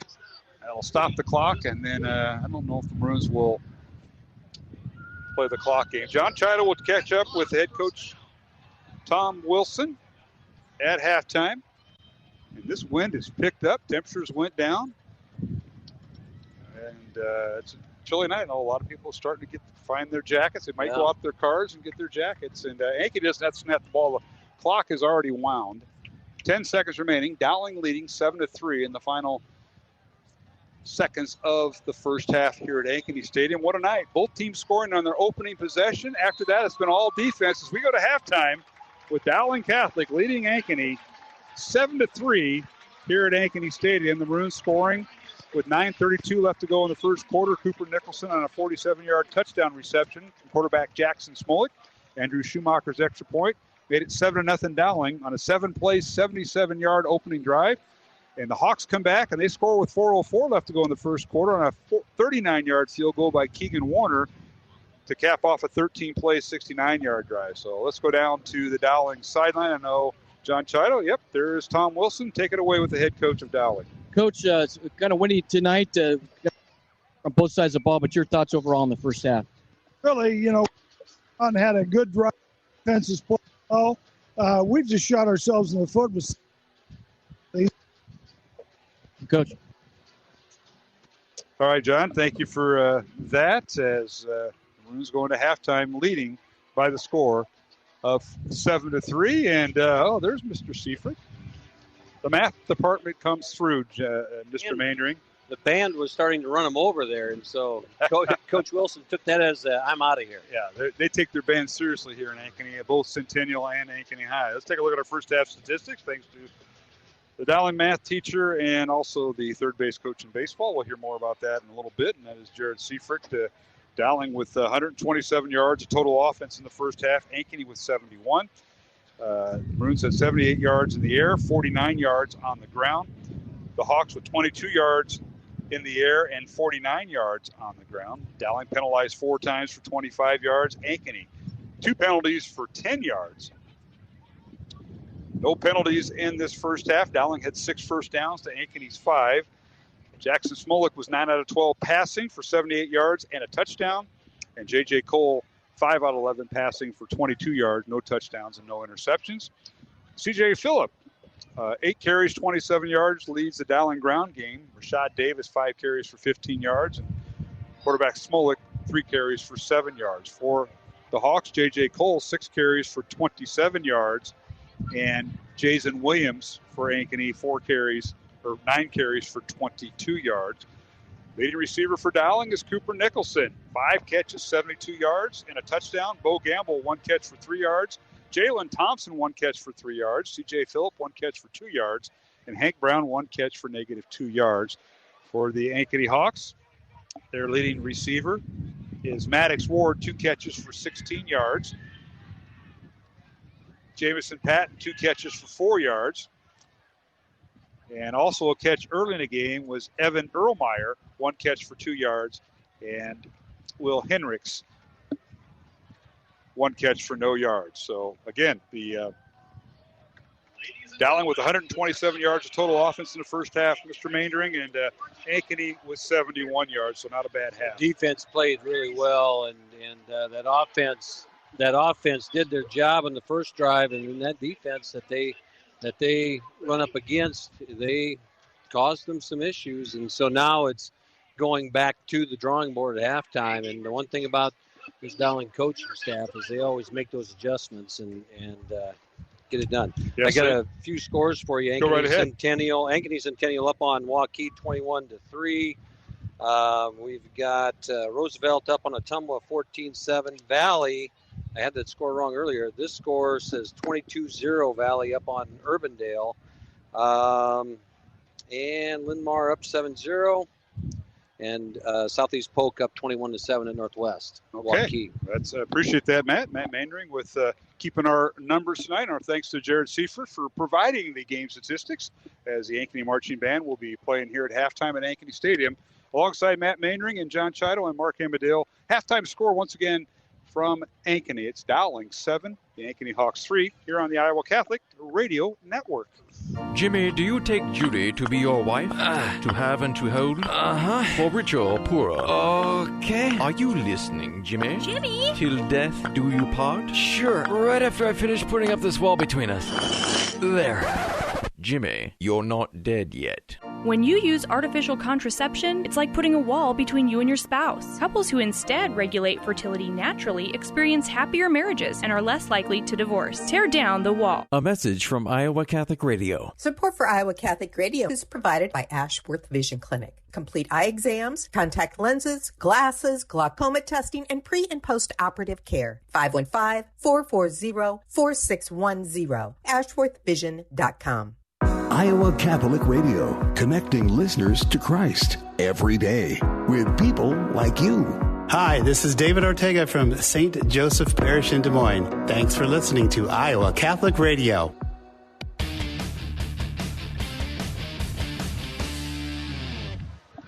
And welcome back to halftime here in Ankeny. Dowling leading the Ankeny Hawks 7-3. Earlier today, I caught up with Mark Roaring, the head baseball coach at Dowling Catholic, to talk a little about what happened with the Dowling baseball team. Finished in second at the Boys State baseball tournament in Iowa City. And here's a conversation I had with the Dowling Catholic baseball coach. And welcome back to halftime. Mark Hamadale now joined by the head baseball coach at Dowling Catholic, who led the team to a state runner-up finish this past summer, and that is Mark Roaring. And Coach, thanks for joining us. Congratulations, 8 years here at Dowling, and once again, finishing your season at the state tournament and the championship game. Appreciate your time. Thanks for having me. It's great to be here. What a season. I mean, and I've said this throughout the baseball because we followed you throughout the postseason. Joe Stacy did a great job during the regular season, but postseason, you didn't have your top three pitchers. If you were to rank them 1 through 5, your top 3 were done, maybe the top 4 in the beginning of the season. You get through the CIML, which, by the way, had 4 of the top 10 teams in the state in Class 4A. You get through that league, and you get into the postseason. Now you find yourself in the championship game against Johnston, who are the CIML. But how'd you do it? I mean, you got to have pitching in this game, and your kids stepped up. The ones that couldn't pitch, the 4, 5, and 6s really stepped up in a very tough season because, every night it seemed like a war, a doubleheader war. Hats off to you, and talk a little about that experience. Yeah, we battled through some injuries. We had a lot of guys step up throughout the season. Jake English, Evan Curran, et cetera, et cetera, et cetera. I could go on and on and on. And, they were all in big games for us against ranked teams throughout the season. And going into the postseason, we had a lot of confidence. We're the number 1 seed in our district. And, we ended up going through 3 teams from the MVC in Marr, Prairie, and City High. And so, they had never seen us. We had never seen them. And, we just put together a great run. Our bats were hot. We played some really good defense. We threw some strikes, and limited the walks and things of that nature that had plagued us at times throughout the season. And it was just really fun to see the group, from where we started to, where we ended up. We just kept getting better and better and better. And we had a ton of young guys, contributing, and seniors as well, great leaders, as I spoke of earlier. And, they made a great run, and we just kind of fell a little short there in the championship game. But it was a really fun ride this summer. Well, it certainly was, Coach. You finished with a record of 27-15. You were the number 6 seed in the state tournament. As you mentioned, you knocked off the number 3, number 2, and you faced the number 1 in the championship game. But, you look at how you moved your lineup around. Some of the mainstays, Cooper Nicholson, who's having a tremendous year in football, was your starting shortstop. Blake Anderson got back from an injury. He started at second base. George Nahas, starting tackle in football. He was your first baseman, but he was out most of the year, and one of those pitchers I mentioned. And then Bo Gamble anchored center field. He's having an outstanding football year. So a lot of multi-sport kids. And then at catcher, you had issues there. And you finally found somebody in Trevor Baumler who couldn't pitch, but he could catch and did a great job. He and his bat. And I thought the guy that struck me was Evan Curran. When he came in, it was lights out in the postseason. He was a mainstay for you. Yeah. I think he might have led the state. He was close to leading the state in ERA. I mean, he was sub 1. He had maybe 18, 19 appearances, 45, 46 innings, some in that neighborhood. Unbelievable, and he didn't throw hard, which is a lesson to people, with everybody falling in love with velocity and whatnot. They forget, pitching is part of it too, being able to throw multiple pitches for strikes and be able to hit spots. And, he was a guy that threw anywhere from 76 to 81, depending on the day and how fresh he was. But coming down from below in that submarine style, it really is something that a lot of teams don't see, and it gave a lot of teams fits. And so, he was a great weapon for us this year for sure. I get a visit with Mark Roaring, the head baseball coach at Dowling Catholic, coming off a tremendous campaign. They finished runner-up to the eventual state champs, the Johnson Dragons, a game we called on Iowa Catholic Radio in Iowa City. Coach, you graduated, at least from your last starting lineup. You had 3 seniors, 5 juniors, and 2 sophomores. So the 3 seniors that graduate, you've got the JV squad that did very well, a freshman and sophomore group doing very well.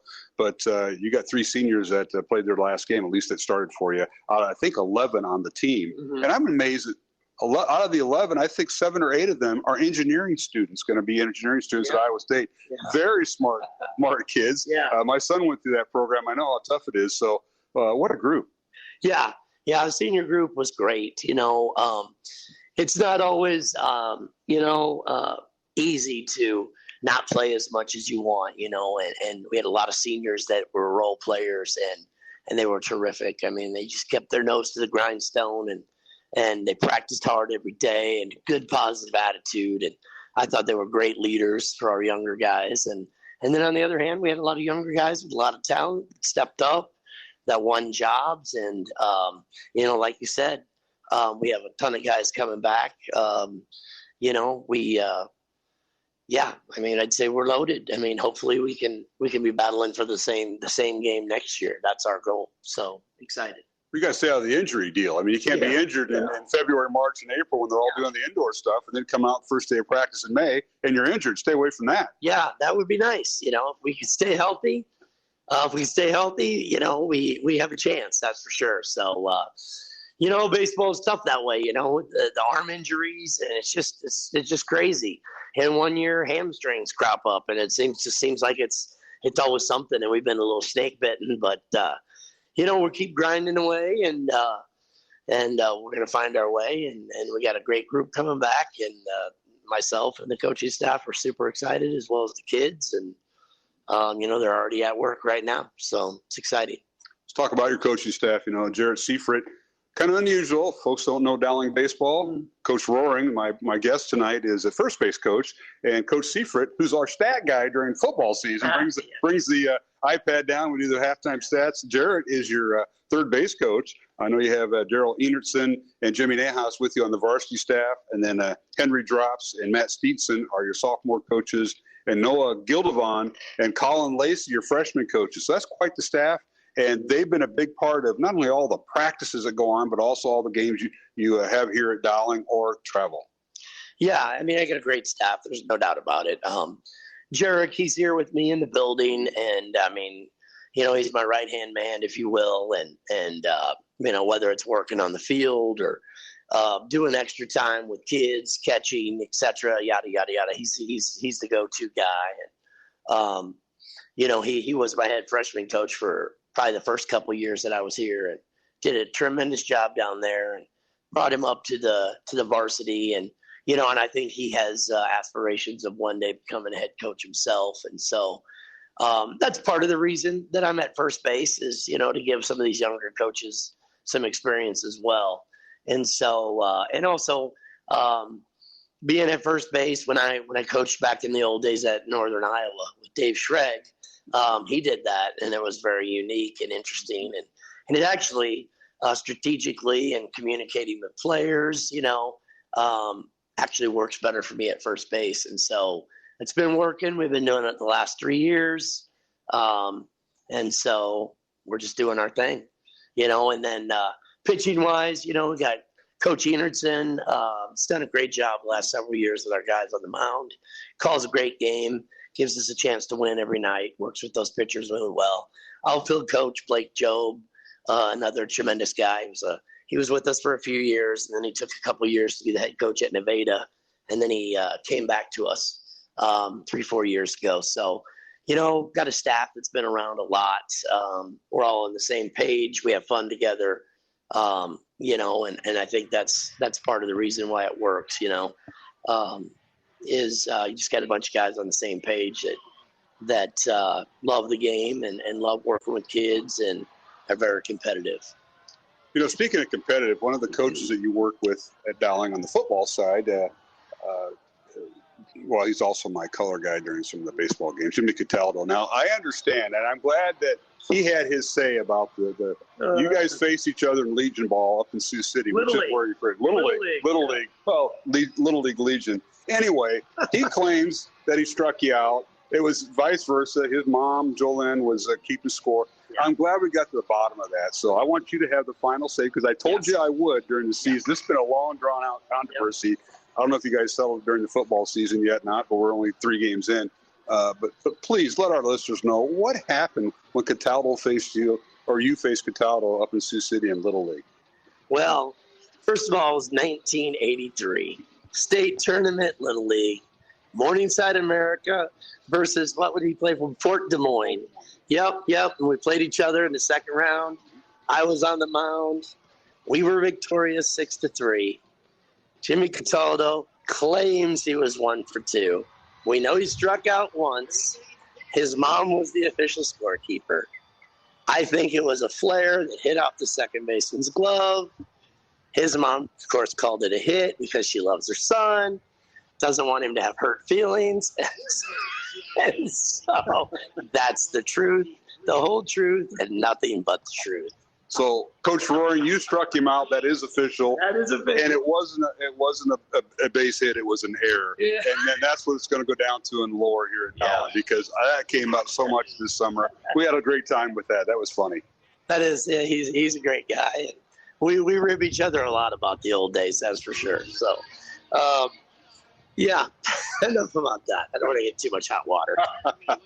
Again, this is Mark Roaring. He'll be in his 9th year this coming spring as a Dowling head baseball coach. And, Coach, I appreciate your time. I know we're running out of time here with halftime, but congratulations. What a season.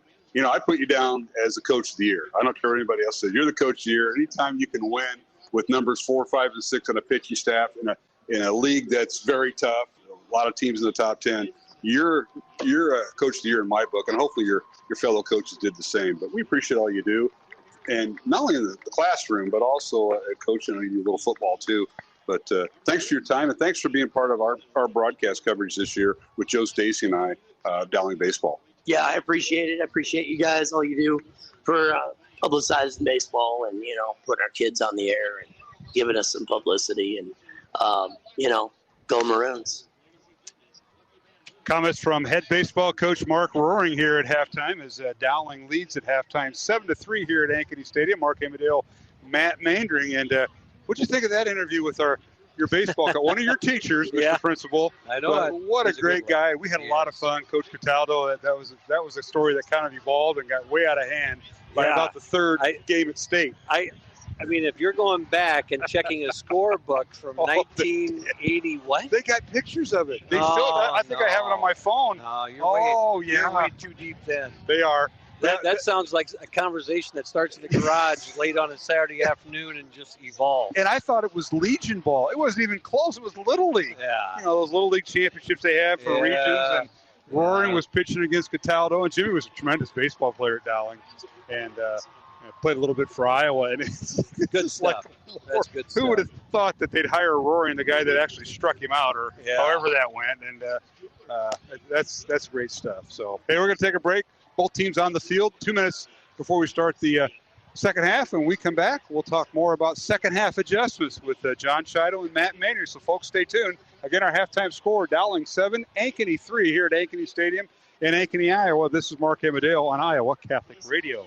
Amazon Smile is a simple way to support Iowa Catholic Radio. When you are shopping on Amazon, consider shopping through Amazon Smile instead. You get all the same great deals, and your order will also help support Iowa Catholic Radio. All you need to do is choose Iowa Catholic Radio as your nonprofit to support when you first log in, and Amazon will do the rest. Every Amazon Smile order you make, Amazon will donate to Iowa Catholic Radio. Support Iowa Catholic Radio while you shop at smile.amazon.com. And thank you for supporting Iowa Catholic Radio.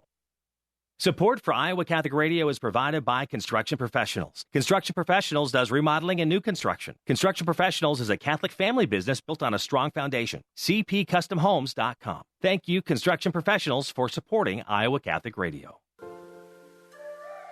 Fridays at 9 a.m., Making It Personal on Iowa Catholic Radio, iowacatholicradio.com, and on demand on the Iowa Catholic Radio app. Connecting listeners with Christ.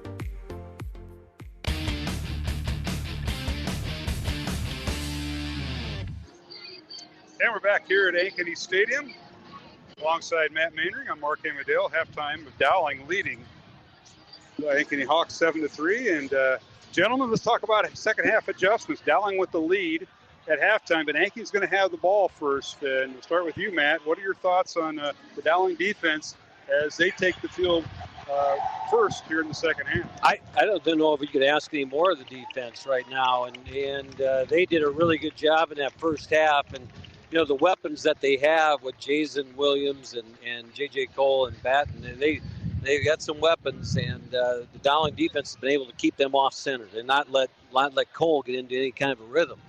And so, I think the thing that's going to happen here is the way these two teams have been playing each other, it's going to be a turnover. You know, who's going to be able to create that short field and take advantage of it? That's a good point, Matt. John, you're on the Dowling sideline. You got any inside information about adjustments that you may have heard? Well, no inside information, but I would have to believe that they're going to stick to the running game, Dowling Catholic, and stay ahead of the chains. Dowling was moving the ball really well, and they self-inflicted penalties that put them behind the chains and put them in those third and long situations, and you can't have that, especially when you're going into this wind, because the wind's going to play a big factor depending on who's going into it. Yeah, and field position, Matt, you mentioned turnovers, but I think turnovers along with field position is going to be big, because if you're going into this wind, you can't run the football. You're going to be punting on fourth down deep in your own territory. You are, and both punters are not, both punters have shown a little bit of indecisiveness, and how important are those special teams as we move through the game. And it could be a long field goal with the wind. It looks like the way they're lining up. I don't know, Johnny. Are the Maroons kicking with the wind here in the third quarter? Yes, it looks like they're lined up to do that, Matt. And so that means Ankeny's going to have the wind at their back going into the fourth quarter. So Dowling needs to take advantage of this third quarter. And like you mentioned, Matt, defensively, they've been playing stout and playing great. And if they can get Ankeny off the field and take advantage of possessions with the wind at their back in this third quarter. Well, a great crowd here on hand. They were treated to a pretty good Ankeny marching band.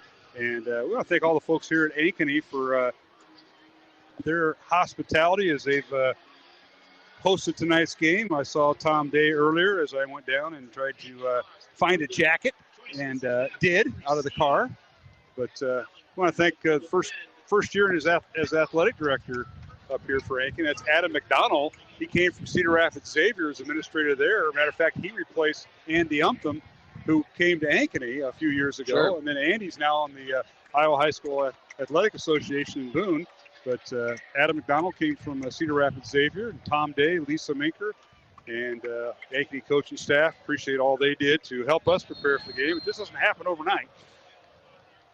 Again, other games going on. Waukee Northwest at number 1 Southeast Polk, Urbandale at Valley, Ames at City High, Dallas Center Grimes at Johnson, and Ankeny Centennial at Waukee. And the kickoff goes booted into the end zone, touchback, and Schumacher, that thing's still going, heading towards Polk County, but heading towards Des Moines. 1st and 10 Hawks on their own 20-yard line here, Matt, as we're underway. As we get ready for the second half, we got to give a little, get well to Rob Deal. We all know Rob Deal. He does a lot for us in our custodial area, and he's having a little repair work done, and so he's He gave me a picture. He said he couldn't get it in, but he could listen to us. So he's got to rub that radio a little tighter there and then bring some luck to the Maroons. Rob's a classmate of mine, Rob. And a class of 80 classmate of mine, so I hope he is getting well. Back to throw on first down. Quick pass, and it's dropped by the Hawks on a quick slant pattern to the left. Is that, I'm asking Mark, because that looked like it hit an offensive lineman first. That no? I don't think so. I think it hit the receiver or somebody down near there. Nonetheless, 2nd and 10, Ankeny from their own 20. The Hawks going into the wind. They're going left to right, south to north. About a 20-mile-an-hour wind they're estimating now as we're in the full effect of the lighting here at Ankeny High School. On a turf field, Hawks in their all gold uniforms, white helmets. Dowling in their all white visiting uniforms. Here's a quick pass, and it's knocked out of bounds. Incomplete. And a nice pass by Cole. He lofted over the linebacker, but knocking it away at the last minute for Dowling was Jake Anderson. Jake Anderson got there got the patent at the same time the ball did and knocked it loose as Cole was sitting back there and had his eyes on Patton the whole way and out into the flats near the Dowling bench. About the numbers there, Jake Anderson makes a play. Well, it's 3rd and long for Ankeny from their own 20-yard line. Opening drive of the second half. Dowling 7, Ankeny 3. Hawks have 2 receivers to the right, 1 receiver to the left, tight end on the right side. Ankeny going south to north. Back to throw is Cole. Has time. Will he run? Yes, he does. Tucks it upfield, and he's going to be hit and drop right at the 27-yard line. He'll pick up 7 yards. It'll bring up 4th and 3 for the Hawks. Nice play there by the defense, and they did an outstanding job of keeping J.J. Cole in front of him as he broke through. The defense rallied to the football and make a nice stop there and force the punt into the wind here now. So this is going to be an adventure. Well, last time, if we remember, Trey caught that thing on the fly in traffic. Right about the same area. Yeah. So Dowling back deep in punt formation or punt return, and this time it's angling near side. Cooper Richardson with it, and he fumbles out of bounds at midfield as he was trying to catch it from hitting and bouncing further downfield. So Dowling in great field position, 1st and 10 from their own 50-yard line. And John Chido, as I go down to you here in Dowling's first offensive drive of the second half, we talked about being physical in the pregame a little bit. At least I did. You guys kind of followed along. You think that was a physical play there in those three plays the Maroon defense had? Yes, I do. And they've been getting after it all night long, the defensive line have. And you've seen the intensity pick up for this game. And Matt mentioned it to us off the broadcast that, you could feel the energy with this team all week long, and you're seeing it tonight on the field. No question. Thank you, John, for that report. John Chad on the Dowling sideline right in front of us. Pistol formation for the Maroons from midfield. Hand off to the tailback and zigging and zagging and putting his head down and getting across the 45 of Ankeny down to the 44-yard line is the Dowling tailback, and that is Rashad Davis. Rashad Davis shot into that line of scrimmage, and, as that offensive line creates creases with that blitzing group, right on that first play there, Ankeny sat back there at all 5 yards. They get 5 guys standing there 5 yards deep, and Rashad Davis shot behind the line and big game. They're doing it here. Dowling with an extra tight end, 1 receiver each side formation. Davis a handoff,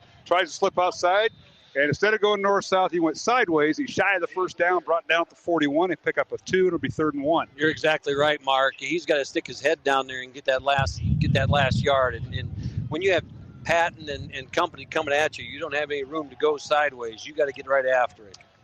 Wind picking up here in the second half as the temperature has cooled down. 3rd and 1.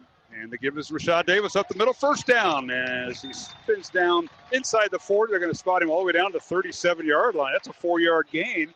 And the Maroons went with their big formation with 2 tight ends and a receiver on each side of the formation. So they scrapped the extra receivers, Matt, and went to the extra tight end. And that time Rashad Davis did exactly what Coach Meeks wanted to do. He just put his head down and churned out those yardage for that first down. 4-yard gain. First down Dowling at the 37 of Ankeny. Up the gut again. Rashad Davis. He's hit and finally slammed down by Patton right about the 31-yard line to pick up a 6. It'll bring up 2nd and 4. He's dancing back there, finding that little crease. With this defense, the offensive line is catching those guys and creating just a little crease, and Rashad's finding it and sneaking up in there for 5 yards. And Patton is always coming at the end to clean it up. So you're not going to get a big run, but you're going to get 5 yards. Pistol formation, handoff is Rashad Davis. He's got the first down, hangs onto the football, drags tacklers down to the 20-yard line, first down Maroons. As soon as I say that, he almost pops it.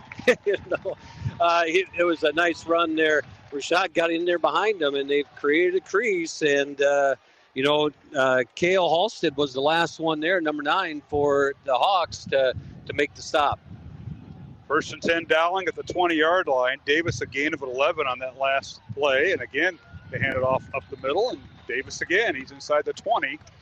They're going to give him a gain down to about the 17-yard line. The Maroons have not thrown a pass. They have run now 7 straight rushing plays from the 50-yard line. They kind of come out and said, we're going to bloody their lip a little bit, and we're going to run right at this defense. And, part of the reason I think that Ankeny has went into this defense is probably because they're undersized up front. And so now Dowling is just taking it toe-to-toe and getting after it. Bo Gamble and Cooper Richardson split out wide to the right, 2 receivers. Davis in the backfield, and once again they give it to him. A quick opener, skips across the 15, still on his feet, and drags tacklers down near the 10-yard line and near a first down. Matter of fact, it is a first down, as the sideline judge says, first down, move the chains. What was fun about that play right there is he had a little hop in the middle, and then he just kept his feet going, and Ned Agos and company, they were all downfield. They were all in that second level.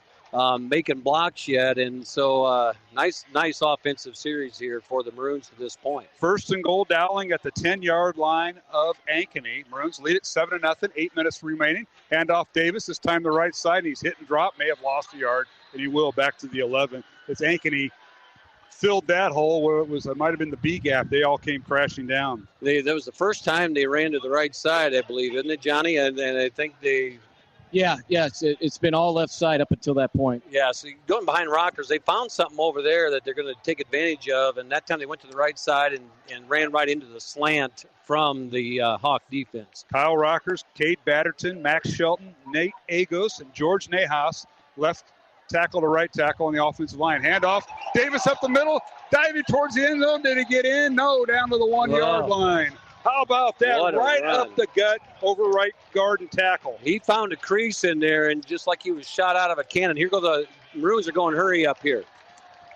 9-yard gain, pistol formation, quarterback sneak by Smolik, and he goes in. Yeah. He follows Max Shelton, Cade Batterton, and Nate Agos, the 2 guards in the center. Touchdown Dowling with 7:09 remaining third quarter, and Dowling extends its lead to 13-3 over third-ranked Ankeny here at Ankeny Stadium. Put that one on the offensive line right there. They got after it that series and created some creases, and Rashad Davis just kept things turning back there from that running back position, and a nice series for the Maroons. 10 plays, 50 yards on the Dowling touchdown, and now the extra point by Schumacher. Kick is down, and it's up and through on the hold. I think that landed in Johnston. It might have. Or Sadell, which is... Yeah, Sadell's first, sure. The hold that time by Jack Jeffson. Dowling leads it 14-3 over Ankeny. We'll take a timeout here in the third quarter with 7:09 remaining. Back in 1 minute on Iowa Catholic Radio. Did you know you have a choice in your child's education? Smaller class sizes, dedicated teachers, a sense of community, and a caring learning environment. Whether it's in the classroom or at home, Diocese of Des Moines Catholic Schools deliver the best value in education, and we offer tuition assistance to help you afford it. Learn more about how the Catholic schools in the Des Moines Diocese might be the right choice for your child. Visit dmdiocese.org/schools. Support for Iowa Catholic Radio is provided by Dental Associates, addressing your smile needs and dreams. 515-225-6742. Des Moines-DentalAssociates.com. Thank you, Dental Associates, for your support of Iowa Catholic Radio. Iowa Catholic Radio, connecting listeners to Christ every day with people like you. Hi, this is Father China from the Diocese of Des Moines. Thank you for listening to Iowa Catholic Radio.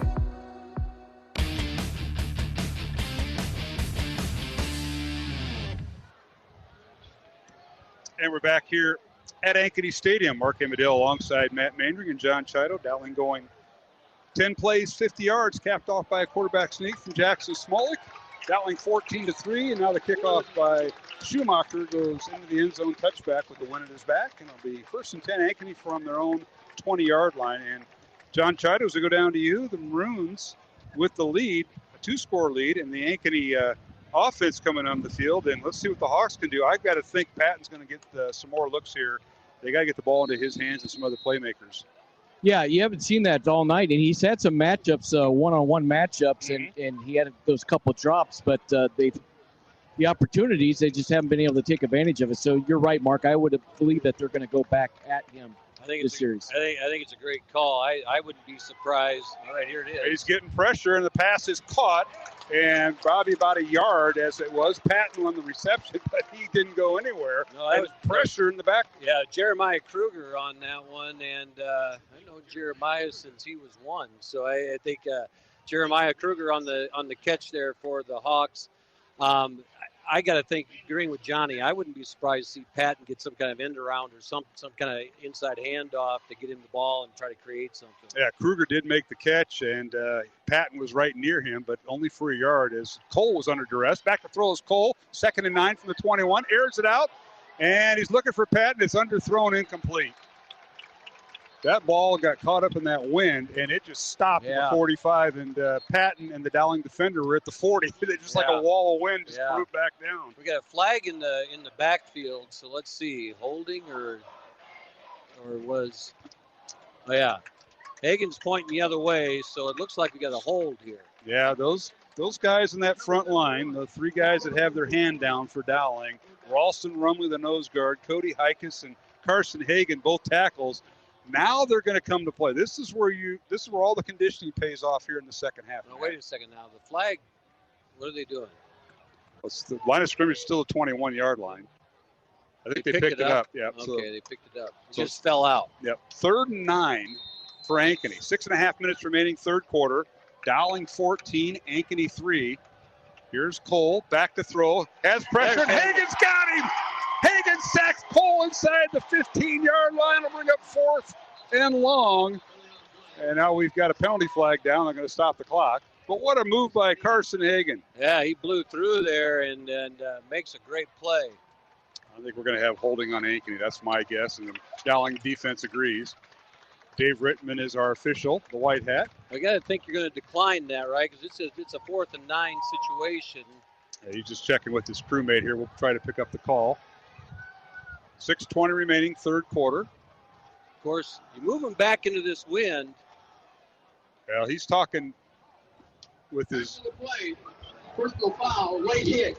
Number 71 on the offense. That's an offensive penalty after the hit. So does that 15 yards go on no matter what, or that 15 yards goes on, doesn't it, Mark? Drew Monsivice. They're marking it off, and that makes it 4th down. Drew Monsivice, the left tackle, guilty of the personal foul. That's half the distance to the goal. That'll be 4th down from the 11 inside the 6-yard line. My goodness. Yeah, Hagen just blew through the line of scrimmage there, ducked underneath, and got in there, and Cole didn't have any chance, and Hagen met him right away. So Ankeny will punt from their own end zone. That'll be Reed Johnson nearly on the back line. Gets snapped, gets it away. It's a short, high kick. It'll bounce at the 35. Dowling gets away from it. Yeah. And the Maroons will take an Ankeny bounce up to the 39. So that's where Dowling will have it 1st and 10. 39 yards away from the Ankeny end zone with 6:09 left. Dowling leading 14-3. Lots of excitement there, and John Shadow, you're right in the middle of that. And those front 3 of the Maroon defensive line really showed their will. Yeah, they sure did, and they're just getting after it. And the intensity level, I can't talk enough about it tonight. It's just been electric. It's unbelievable how much the intensity has picked up from week 1, week 2 to now week 3. And I get it that Dowling's ahead, but it really is filtering amongst all of them. It's a great thing to see. First down Dowling from the 39-yard line. The Maroons have C.J. Phillip in there and gets the handoff, and he's driven down. May have lost a yard back to the 40-yard line, so it'll bring up 2nd and 11 as Ankeny's defense got in the backfield that time. Trent Jacobs from his middle linebacker position was able to knife through there. Dowling showed an unbalanced set there, and they were loaded to the right side, and C.J. Phillips just didn't have a chance to get under him as the play was made. Dowling will send out 2 receivers to the left, and that is Bo Gamble and Cooper Nicholson. Quarterback It's Jackson Smolik out of the pistol formation with the fullback. Back to throw. Smolik fires out. The ball is tipped and nearly intercepted off the hands of Cooper Nicholson and incomplete, as the nearest defender was Reed Johnson, who's also the punter, but he also plays defensive back, and he nearly caught up with the deflected ball, but thankfully for the Maroons, incomplete. That ball jumped out there a long ways, and it just seemed like it hung up there forever after it went off his hands. Now, Ankeny just shifted players here, and they brought in a lighter bunch. They ran their big kids off, and now they've got a light bunch out there. So it's going to be that blitz package. We won't have anybody with their hand on the ground, I don't think. And here they come. All right, it is 3rd and 12 for Dowling. They'll send a man in motion. That is C.J. Phillip. Back to throw is Smolik. He wants it all. Throwing with the wind at his back. Throwing into coverage, and it's out of bounds. As Patton was back there, there were 3 gold shirts and 2 white shirts. And Jackson put it where nobody could get it, incomplete, and the Maroons will try to pin him back inside their goal line. The punting unit coming on 4th and 12. Running a double move off the line of scrimmage there, trying to catch him, and they had one guy back over top and made a good play there. I believe that was P.J. Westover back there and held his position and was the deep guy there, and so he just threw it away. All right, so back deep for Ankeny will be Westover and Patton. Twin safeties. High snap, but Nicholson boots it away. It's going to go into the end zone. No return there. And Ankeny will have it 1st and 10 from their own 20-yard line with 5:13 remaining here in the 3rd quarter. Dowling 14, Ankeny 3 here on Iowa Catholic Radio. The Hawks ranked number 3 this week by the Des Moines Register poll. Dowling ranked 4th. Maroons record 1-1. Ankeny's record 2-0. And John Chido, Dowling's only going to have the win at their back here for another 5 minutes and 13 seconds. And the defense is, let's see what the adjustments have been made. The Dowling defense back on the field. Yeah, Ankeny needs to get something going, but the wind has been a big factor. I mean, you saw that one they tried to hit Patton deep, but Patton outran the throw. I mean, there's no way J.J. Cole could get the ball to him because of the wind. Oh, now a big play as Williams gets loose, and he may go all the way inside the 20, and he's gone. Javon Williams, 80-yard run right over left guard, got into the secondary of Dowling, and he is a big play type of running back, but has been held in check.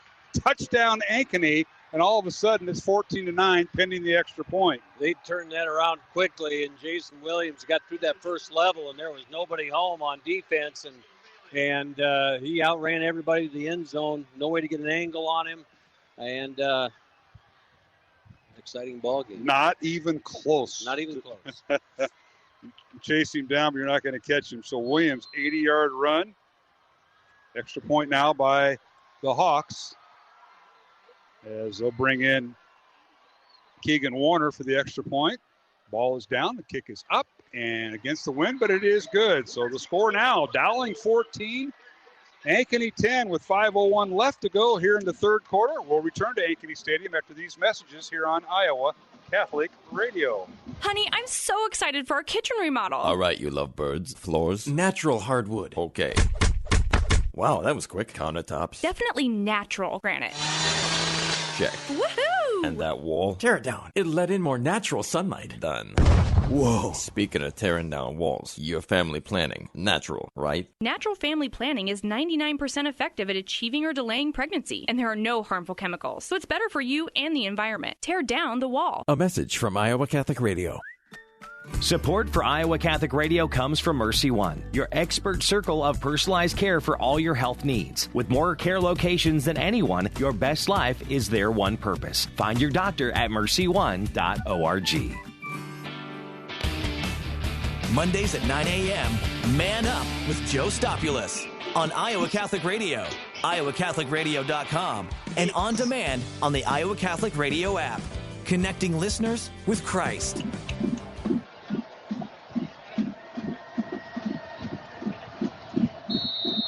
All right, we're back here at Ankeny Stadium alongside Matt Mandring and John Chido. I'm Mark Amadale. 5 minutes and 1 second remaining 3rd quarter, and Ankeny has cut the Dowling lead to 4, 14-10. And here's a short kick against the wind, fielded by one of the upbacks for Dowling at the 20-yard line on the far sideline and knocked out of bounds at about the 25. That's where Dowling will start their offense 1st and 10.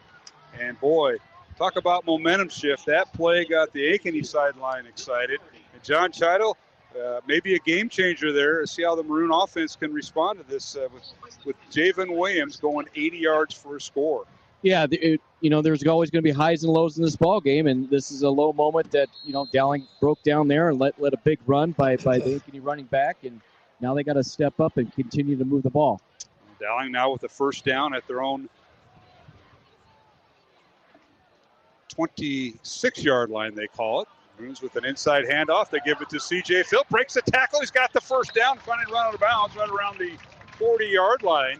And a nice run by C.J. Phillip. And I'll tell you what, he angled over to the right side, right tackle or so, and just found a seam there, man. He found that crease that time on the right side, and C.J. had a nice run over there. Hunter Crutchlow up there and getting a block in for the Maroons as they were able to create a little crease there. And I got to think that offensive line is hungry right now, and they want to keep pounding that football. 12-yard run, first down Dowling. The line of scrimmage is their own 38-yard line. Dowling going right to left. The wind behind him, handoff to C.J. Phillip again, and gets across the 40, and he's finally stopped about the 43, maybe 44. And he's churning out some yards, about 5 yards there. It'll bring up 2nd and 5. He is, and they're able to get through that first level, and they create with this defense kind of a top shell. And so it doesn't allow you to get more than 5-6 yards. The Dowling offense is content to do that right now, running the football. 6-yard gain for Phillip. 2nd and 4 Dowling from the 44. And off Phillip again, and this time he's stacked up at the line of scrimmage. May have lost the yard back to the 43 as coverage broke down. And leading the charge in there for the Hawks was Cade Benetham, the senior linebacker who made the stop. That's a big stop for the Ankeny Hawks as they get in there and create a 3rd and long situation. And Dowling was really content to run the football. And now this puts them in a situation that looks a little more pass heavy. Yeah, as Phillip works beside Smolik out of the shotgun with 5 receivers. Smolik back to throw, wants to run, avoids the tackle, and fumbles the football, and it's picked up by the Hawks. Ankeny picks it up at midfield, and the first turnover of the game just happened as Jay Lounsbury picks up the fumble for the Hawks, and it'll be Ankeny football at midfield. Now the pressure is on the defense. Jackson Smolik had the first down. He had just had it and was starting to bring that ball back into his body as he kind of stumbled forward. And I don't know if his knee hit it out of his hands, but it's giving Ankeny a short field right after that big momentum touchdown. So this is pressure on the defense right here to get a stop. We think it was Lounsbury that picked it up for Ankeny. Nonetheless, they spot it down at the Hawk 49. 1st and 10 Ankeny. Their offense on the field. They're going into this win with 3:30 remaining. Handoff goes to Williams. He's hit and dropped, maybe for a loss, back to the 48. They'll bring up 2nd and 11. Jimmy Wanek on the stop there, along with, I believe that is, looks like Manning on the stop, as well as from his position, number 98. Threw me off, 98 at that linebacker position. But Manning and Wanek are on the stop for the Maroons. All right, no gain officially. They mark it for no gain. 2nd and 10, Ankeny from their own 49. Trying to take advantage of a Dowling turnover. The first one Dowling's had this year. As far as fumble, and now the pass is caught. Patton with the catch right at the Dowling 46-yard line. Beautiful job. Patton stretched out and made the catch without fumbling the football or losing it. Yeah. And it'll be near first down up to the Dowling 46-yard line. Got his hands under, and you question whether or not he caught it, but it's right in front of the Dowling bench, and no one said anything. So it's a good, clean catch for Patton to pick that ball up off the turf. 5-yard reception brings up 3rd and 5 Ankeny. They'll split out 2 receivers left, 1 receiver to the right. Williams in the backfield and J.J. Cole at quarterback. And now the Dowling team thinks they got Ankeny to jump. And we might have a procedure call. This will bring up a little shift. A 5-yard penalty. Procedure against Ankeny is the call. So that'll back up the Hawks to where they started at their own 49-yard line. 3rd and 10, Ankeny. 2 minutes, 15 seconds remaining here in the 3rd quarter. Game clock runs. Ankeny going into this 15 to 20 mile an hour wind. 3 receivers left, 1 at the right. Ankeny going south to north with the receiver or back in the backfield. Cole has pressure, and now he's going to be brought down in the backfield. He finally airs it out, and it's caught. Almost went down, but it was caught by Evan Erlmeyer, the backup tight end and fullback. I think they're going to wonder why wasn't he down back there? I think, in the NFL, he's definitely down. Yeah. Because they're protecting those guys like that. And Cole, he's a big kid. Like we said before, he stands 6'7", 240, and he's tough to bring down, and was able to get that ball off and save a couple yards. So a 2-yard reception after Cole was down back inside the 45. Ended up being a 2-yard gain. 4th and 8, Ankeny brings their punting unit in. Good snap. And the punter gets it away. That's Reed Johnson. And Dowling will let it bounce. Bounces at the 25 and takes an Ankeny roll at the 18. So that's where the Maroons will start. 1st and 10 from their own 18-yard line. And now we might have... they're going to back them up a little bit farther, I think, because I think there's a flag on the opposite sideline. And there's a little wrestling going around out there away from the football. And I think it's going to work against the Maroons with the hold, I think. All right, let's go down to John Scheid on the Dowling sideline. The Maroon offense coming on the field, and they got 64 seconds, John, with the wind at their back. Yeah, they just got to stay ahead of the chains here, Mark and Matt. When they get behind those chains, it allows that defense that Matt was to put Dowling in bad situations because they know they only can limit you to 5 or 6 yards, and they'll give up those 5 or 6 yards. But when you get in those third and long situations, Dowling can't put on it because of that. Well, the ball was down at the 18-yard line, and then they're going to tack on 5 more yards, it looks like. Right, yeah, half the distance. To the 9, half the distance. Oh my. So the penalty against the Maroons, and Dowling will start from their own 9-yard line. 1st and 10, Dowling. Maroons lead it 14-10 with 64 seconds remaining here in the third quarter. Pistol formation, and the give is to Rashad Davis. Breaks a tackle and fights his way across the 10 up to maybe the 12-yard line. He'll pick up 3 yards and bring up 2nd down. Good pickup. And, watching this sophomore run, Rashad Davis, he's got a good little sideways move. He's got quick feet, and he can get those things and shift directions in a hurry, and it's been very impressive to watch him run tonight. Yeah, Rashad, not very tall, 5'8", 180 pounds, again, a sophomore. And he and C.J. Phillip alternate at tailback. Maroons with 3 receivers right, 1 to the left. Smolik out of the shotgun. Here's a snap. Smolik wants to throw. Now looks. He wants to run. Across the 15, turns the corner, and runs out of bounds at about the 20-yard line. Should be good enough for a 1st down with 18 seconds remaining in the third quarter. And the wind at Dowling's back. I think he wanted to prove that he could run the football right there and make it up. He's feeling a little weight in his shoulders right there from saying, I just cost us one. I want to help us get it back. And no better kid to do that. Yeah. So it'll be 1st down Dowling at their own 20 with 18 seconds to go here in the third quarter. You can hear the wind as we're outside the press box here at Ankeny. A beautiful night, but temperatures are getting cool and the wind's picked up. Handoff once again to Rashad Davis, looking for a hole. Goes over left tackle, spins out of a move. Inside the 20, upside the 25, and nearly gets the 30-yard line. What a run by Rashad Davis.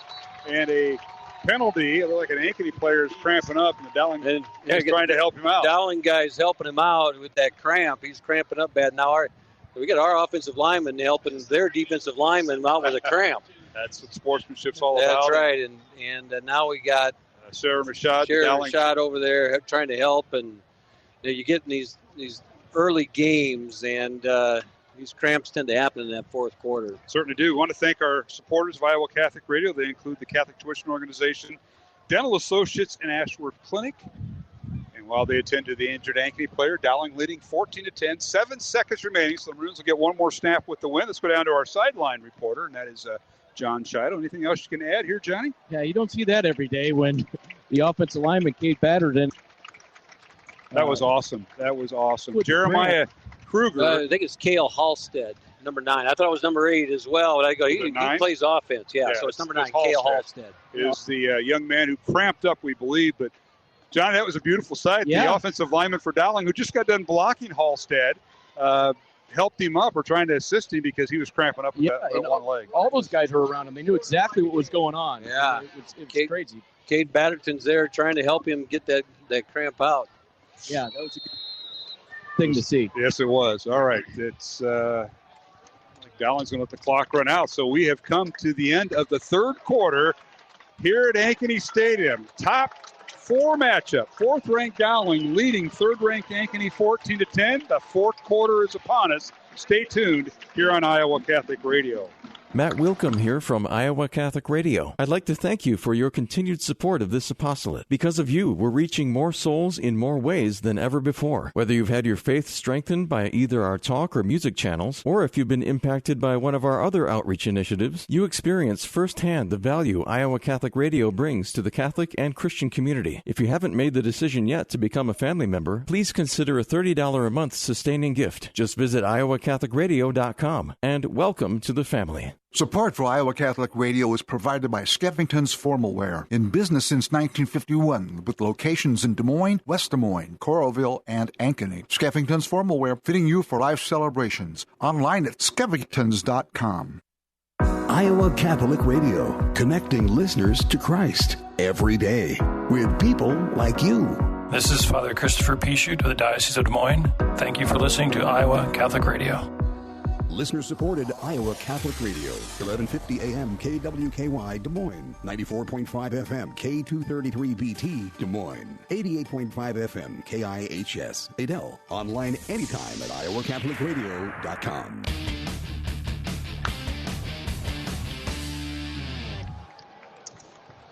And welcome back to Ankeny Stadium as the fourth quarter is upon us. Alongside Matt Mainring, I'm Mark Amadale here in just outside the press box at Ankeny Stadium. John Chido on the Dowling sideline. 2nd and 1 for Dowling to start the third quarter.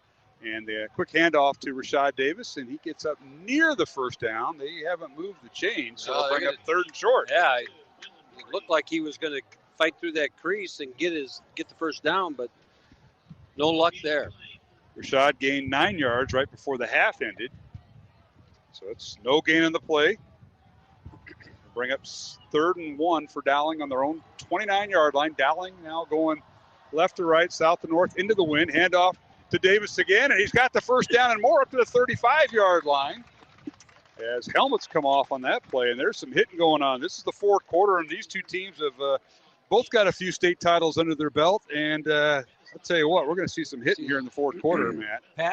Patton's got to go off because his helmet came off. And that ball got up to the 35-yard line. Gain of 6 by Davis. And right now, this Dowling offense is content to sit there and just grind this baby out.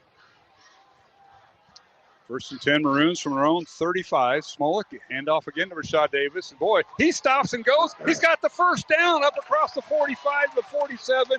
And I mean, that was a genuine jump stop. Yeah. And then he accelerated twice in that run. We haven't seen running like that since a kid named Jason, you know, and you know, that was a great move right there. And he's nice little sidestep there from Rashad as he's really getting into a rhythm and getting behind that big offensive line and making yards. All right, it is 1st and 10 Dowling from their own 46. Again, handoff for Rashad Davis inside the 50, follows his tacklers, and finally driven down at the Hawk 47-yard line. John Chido, how about that Jason Murray reference by our principal here? That's a great reference. You know, I wasn't even thinking about that until he mentioned it. I'm like, yeah, that's fantastic comparison. Yeah, Mr. Mainring pulling it out. Well, when you see these kids in the hallway, you know, I'm thinking Jason Murray right there. Number 67 on the stop there for the Hawks. Handoff for Rashad Davis, a 7-yard run.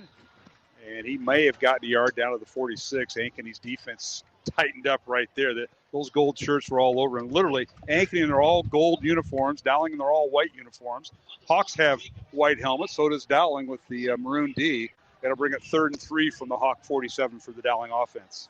Here you're thinking, you know, now there's been a lot of runs and setting themselves up for a play action here at some point, but the Maroons are heavy right now. Yeah, pistol formation. They give it to Rashad Davis. He angles near side towards the Dowling bench. He's going to lose yards back to the 49-yard line. Loss of 2, and it'll bring up 4th down and 5 for Dowling. I believe number 22 on the hit there for the Hawks as they came flying up there and gave him cut off the field for him. That is Reed Johnson. So the Maroons send the punt team out. So Cooper Nicholson will move from receiver to punter. I don't know if you know this, but Cooper Nicholson's pretty fast. He's very fast. I don't know if they're going to use that here or not, Matt, but I don't think so. Is Carson Hagan, the long snapper. He goes from defensive tackle to long snapper. Here's a kick, high kick. He'll settle inside the it's an Ankeny player, but he's going to get right down on top of it. Heads up play by the Hawk punt returner, Carson Booth. It hit him and deflected off him. And it'll be Ankeny football right around the 20-yard line. Big break there for Ankeny. He did a really good job of hanging on to that football because there was 4 Maroons there ready to rip it out. So first down, Ankeny from their own 20. And again, the Hawks have the wind at their back. And we'll see what happens here. And John Scheidel, again, we'll go back down to you. It's about being physical in these situations. And the Maroons are giving Ankeny 80 yards to work with here with the wind. Yeah, and Dowling's defense has been stout all night. And they just need to make sure they don't give up the big yards here and make Ankeny earn all 80 yards of this series. The Hawks are spreading it out. 2 receivers left, 3 to the right. They go right to left, north to south. Back to throw is Cole. Fires over the middle. He's got a man open. It's caught at midfield. It's still on his feet. Ball comes loose, and Dowling's got it. Can you believe it? Justice Williams got it, I believe. I think Jeremiah Kruger had that football and made a nice catch. He did. And then in traffic, the Maroons knock it out and come up and take advantage here as big turnover. He caught it at midfield, did Kruger, and started getting yards after the catch, and he bobbled it much like Jackson Smolik on his phone. All of a sudden, couldn't handle the football, and it came out. I think Justice Williams came on top of it, and Dowling with the ball at the 40-yard line, 60 yards away. Big change here, and it's, now that's evened up. Both teams with the turnover each. First and 10, Dowling from the 40-yard line, 8:49 remaining here in the fourth quarter. Maroons go back to the ground. They hand it off, and that's C.J. Phillips this time. All of a sudden, Dowling's created this 1-2 punch, and C.J. Phillips said, Rashad, I've been watching you. I want to get my touches too, and I can do this. And a nice run there by C.J. And he gets 12 yards down to the Ankeny 48-yard line, does C.J. Phillips. Now, again, he came into the game, didn't start in the first series when the Maroons scored, and battling a hip injury, but he's good enough to go. And it's a first and 10, Dowling from the 48 of Ankeny. Handoff, Phillip again, puts his head down, bowls his way near the 40-yard line. They're going to stop him just a little bit shy, right around the 43-yard line, and bring about 5-yard gain with 8:15 here in the fourth quarter. Matt. That's the difference between these two backs. Rashad will get in there and give a little sidestep and go, and C.J. Phillip just runs nice and balanced to the ground and keeps his hips squared up and just burrowed forward right there. Nice run by C.J. You see this Ankeny defense starting to look a little bit fatigued here. Just under 8 minutes to play here in the fourth quarter. Dowling leading 14-10. Dowling with the ball at the Hawk 43. Handoff up the middle to Phillip, and he's stacked up at the point of attack, which was the line of scrimmage. And it'll be 3rd and 5 from the 43-yard line. And, the guys in the secondary, Patton and company, they are, Patton's playing both ways. Mm-hmm. And starting to see a little fatigue out there. Well, it's not the heat we thought. We saw temperatures were in the upper 80s, lower 90s in central Iowa today, but that about an hour before the game, that cold front moved through, and it moved through, dropped temperature now in the 70s. So, all right, Dowling with 5 receivers on 3rd and 5. Here's a snap. Smolik pumps once, fires the ball downfield. The ball is tipped, and caught. It is caught. Nice job that time by the Dowling receiver, and that was Hank Brown on the deflection. And I'm not sure who deflected for Ankeny. I think number 7 here. It was Ben Sandvig. Yeah, Ben Sandvig had that ball, and Smolik had a little zip on it right through the gloves of Sandvig and popped it up high enough that Hank Brown was able to get underneath it and make a play. So a gain of 14 yards and a Dowling first down at the Hawk 29, 6:45 remaining. Both teams with 3 timeouts remaining here in the final 6.5 minutes of the fourth quarter. Maroons go back to the ground, hand off to Phillip, left side, spins out of a tackle, and down to the 25-yard line he goes. That'll bring up 2nd down and 6. Again, it's so hard to figure out who's making the tackles here for Ankeny. They're running a lot of different bodies through there. And, again, the defense is designed. They get through that first level. It looks like you're going to get a big one, and all of a sudden that second shell gets there and stops up the play. All right, Dowling now with a 2nd and 7. They'll send 2 receivers to the left. That's Bo Gamble and Cooper Nicholson, slot left. 1 back in the backfield. That's C.J. Phillip. 2 tight ends. The give is to Phillip. Dances around the offensive line. Can't find a hole, and door number 3 was open. That was right over center, Max Shelton, but a penalty flag down after a gain of about 2. Came from that back, Judge. I don't know what they're... So we'll see what this is all about. And there's a penalty coming up on this drive that started back at the Dowling 40 after an Ankeny fumble, and we'll get the call from Dave Rittman, our official. 77, offense. Holding on Dowling. That'll be Max Shelton, the center, with the penalty. That'll move Dowling back 10 yards from the spot. We're going to move it to the 37-yard line of Ankeny. This is the kinds of things that Coach was talking about at halftime, just shooting themselves in the foot. And when you're running the football, you can't have those plays, those negative plays. All right, 2nd and 16 for Dowling. A little swing pass caught by Cooper Nicholson. They've kept him in check tonight, and Cooper spins out of a tackle and lunges forward up to about the 33-yard line. A gain of 4, but it was 4 tough yards by the Dowling flanker who was lined up slot left. Very similar play to the one that Nicholson broke for a touch or for that long run in the first half, and that time the Ankeny defense rallied to the football and was able to make the play. All right, the Bruins will send 2 receivers to the left. That's Jalen Thompson, the tight end, along with Hank Brown. 3 receivers to the right. No tight end, an empty backfield. Smolik, long count. Here's the snap. Back to throw, and he wanted a quarterback draw. Now looking in the end zone. Fires the ball near side. It's caught for a short gain right at the 25-yard line, and that will be shy of the first down. It's caught out of bounds by, I believe, Gamble. Yeah, I believe that's Bo Gamble as well. And now you're looking at this going, can Schumacher make a 35-yard field goal into this wind? And or are you going to go for it on 4th down? And I think at this point, you're going to go for this and rely on your defense if you don't get it done. Bruins are going for it. Line of scrimmage is the 25. It's 4th and 6 Dowling from the Ankeny 25. Back to throw. Smolik lunges the ball in the end zone, and it is. Oh, he caught it. Caught! Inside the 5-yard line. Don't get caught for taunting. Yeah, I was thinking the same thing. Is that Cooper Nicholson? That's Cooper Nicholson making a play. He went up the ladder to grab that one. And 1st and goal Dowling, and the fans in front of us are just going wild. And I think if you were to watch it on TV, I believe it was Bo Gamble. Somebody came clean over the middle, and Smolik said, I'm going at my guy. What a Cooper throw. Nicholson. What a throw, what a catch. And of course, Dowling getting right back to the line of scrimmage. 1st and goal from the 2-yard line. Penalty flags down as they give it to they're gonna Phillip, and that'll all come back. But, John Scheid, let's go to you while they assess the penalty. What a catch by Cooper Nicholson. He climbed the ladder to grab that. Yeah, it was one-handed, too, and it was when he away because the defensive back, I think it was ball fight, and Cooper came away with it, and it was a great job fighting for that football. Yeah, it's a 23-yard reception by Cooper Nicholson, and now they got an ineligible receiver lined up. There's a call from our official Dave Rittman, so Dowling will be backed up 5 yards to the 7-yard line. It'll be 1st and goal from the 7 on the Dowling penalty. They got Rashad Davis in there right now, and Hunter Crutchlow up there in front of him, and Jalen Thompson.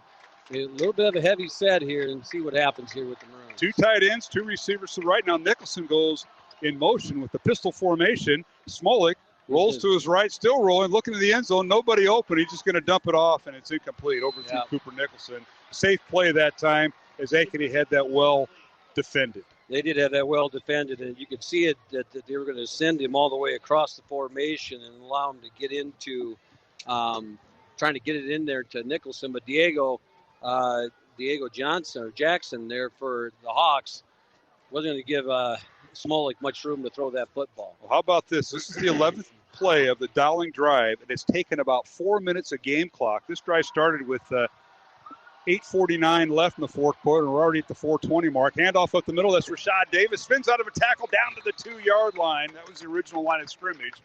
That'll bring up 3rd and goal from the Ankeny 2 for the Maroons. You just got to ride those guys up front right now. It's going to be toe-to-toe. And let's see. Rashad Davis looking over there, and he's looking and saying, I want it. Dowling fans in front of us standing up for their offense. 3rd and goal from the 2. Rashad Davis in the backfield. Pistol formation. Smolik with 2 receivers to the right. Handoff Davis left, and he runs into a wall, trying to bounce out of it, and he's hit and dropped. And they'll give him no gain officially on the play. Maybe back to the 3-yard line. Will bring up 4th and goal from the 3, and the field goal unit coming on for Dowling. He kept churning the feed, and he gave it everything he could, but credit the Ankeny defense on that right side, on the left side of the Dowling offense, the right side of the Ankeny defense. They had that thing stopped up. Maroons will attempt the field goal. Put the ball down at the 19-yard line, or the 9-yard line. This will be a 19-yard field goal by Andrew Schumacher. High snap, ball is down, kick is up, and it's a line drive, and it's still going. It might have been Huxley, and it's good against the run. He nailed that. 17-10 now our score.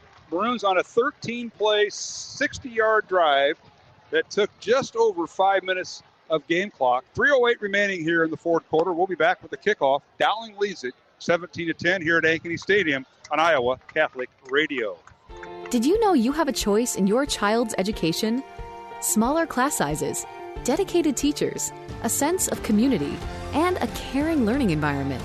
Whether it's in the classroom or at home, Diocese of Des Moines Catholic Schools deliver the best value in education, and we offer tuition assistance to help you afford it. Learn more about how the Catholic schools in the Des Moines Diocese might be the right choice for your child. Visit dmdiocese.org/schools. Support for Iowa Catholic Radio is provided by CTO. Your support has helped thousands of students attend our Catholic schools. CTOiowa.org. At CTO, the bottom line, it's for the kids and their future. Join the Iowa Catholic Radio family for the celebration of Holy Mass at our Chapel of St. Gabriel the Archangel on the first Friday of every month at 11:30 a.m. The chapel is located at our network studios, 1355 50th Street, Suite 500 in West Des Moines.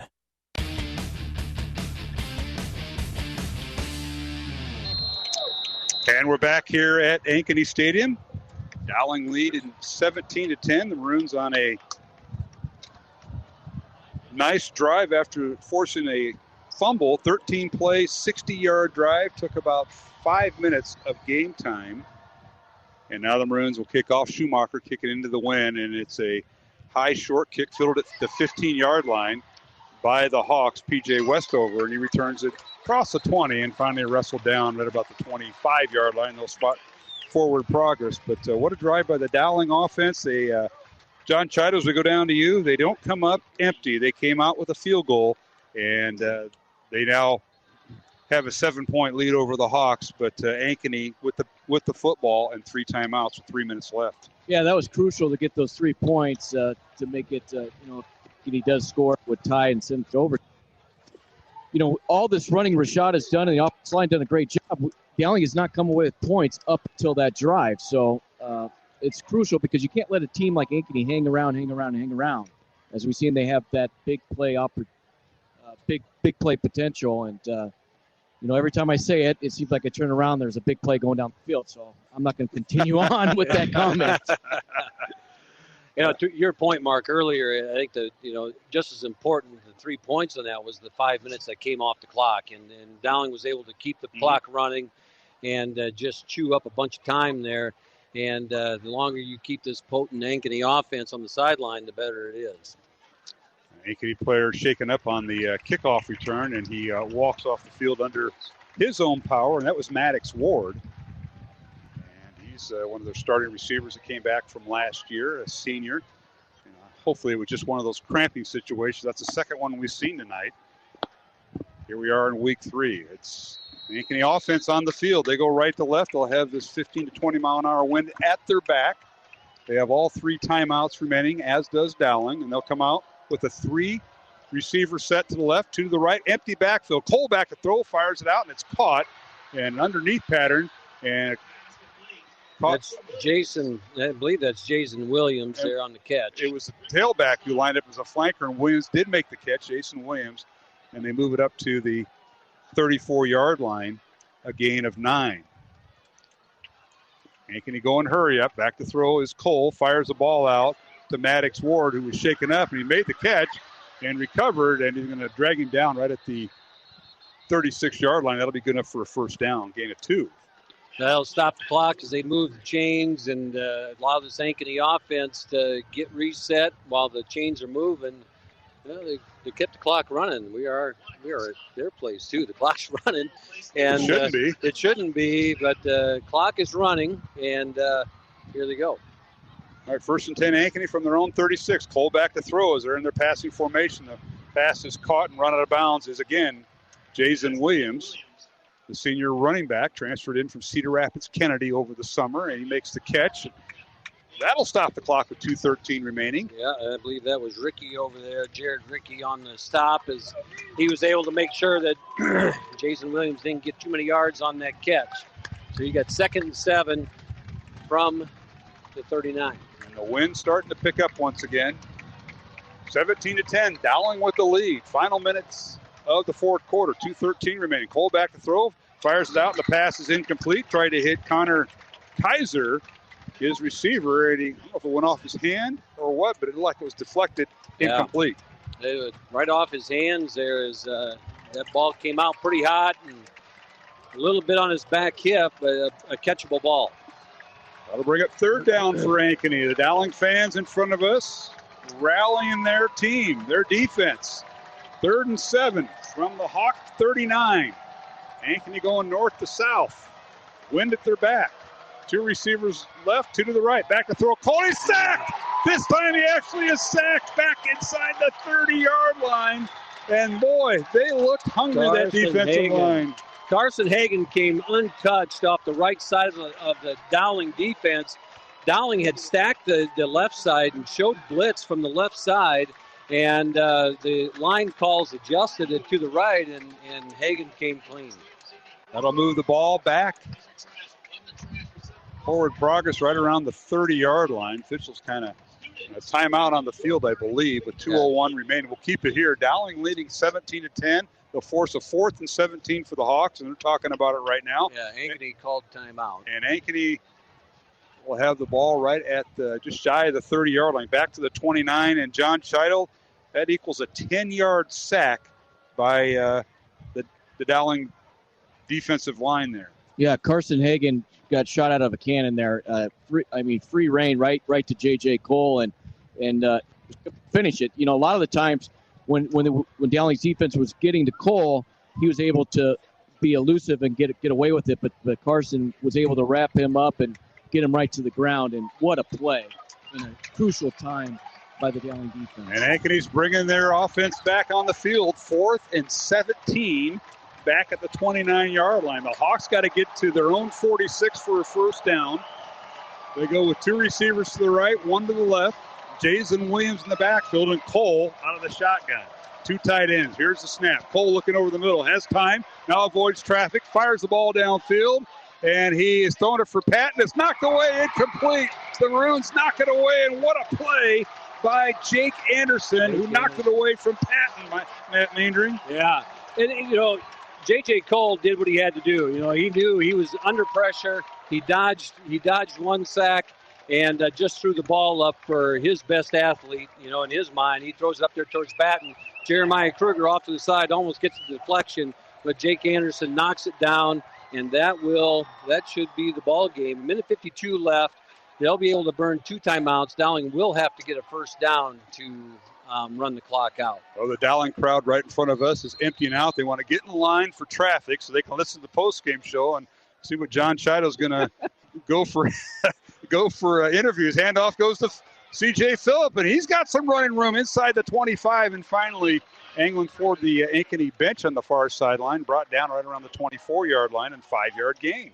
Big gain there by C.J. again. You got to get 1 first down here to let that clock expire, and Ankeny will burn We'll burn one right there. All right, we'll take one ourselves with them. Minute 46 remaining, fourth quarter. Hold on, Mark. It's a penalty.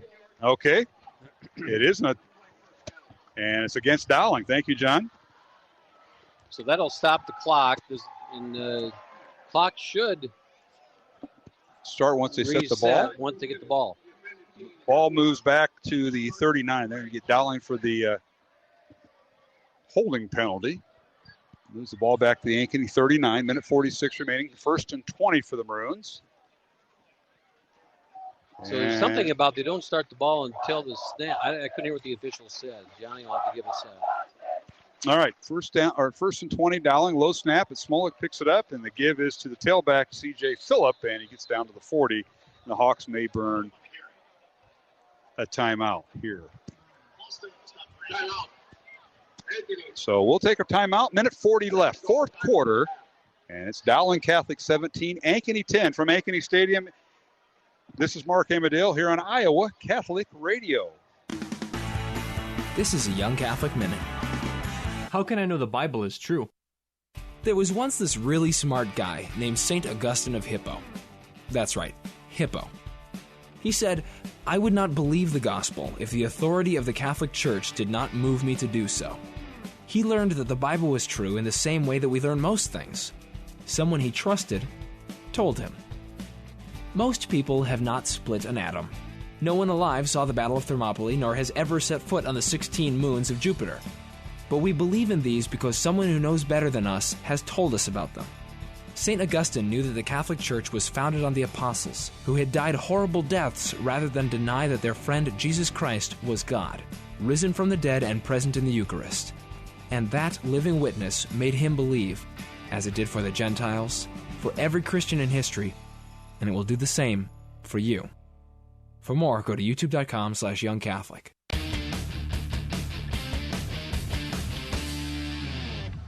Another holding penalty. We're penalty. back here at Ankeny Stadium. Dowling running the football after the timeout that was called, and that was C.J. Phillip. And he stayed on his feet, used his blockers, ran over the right side and down to the Hawk 31-yard line, a gain of 9. It'll bring up third down. It's third and about a half a mile for Dowling, and he got some of those yardage back. Bring up third and check that. 2nd and 21 is what the scoreboard is saying here, Matt. Yeah, you know, I see our offensive linemen are frustrated. And, you know, the thing it does, it keeps moving them backwards, but it keeps giving them a second down. Yes, it does. Now, Dowling called for holding, which should so there'll be. And I'll move it back to the 49 of Ankeny. So it's going backwards, but you can't put time back on the clock after a penalty, but it does stop the clock. And they only have one timeout left, right? Scoreboard correct. Is wrong. Yeah, correct. One timeout left for Ankeny. 2nd and 30 for Dowling at the 49. Pistol formation. Smolik out of the shotgun, one receiver to the right, and the give is up the middle to C.J. Phillip, and he dances across the pile up to the 47-yard line, a gain of 2, and that should be Ankeny's final timeout. Timeout. And we'll keep it here. Now you get 3rd and 28, 1:26 to go, and just trying to. And you're up 7. Dowling you're up 7. You're going to run one play. There's going to be about a minute left, you know, about a minute 50 left, minute 40 left when you snap the next ball. And so, or 40 seconds left, 45 seconds left on the next snap.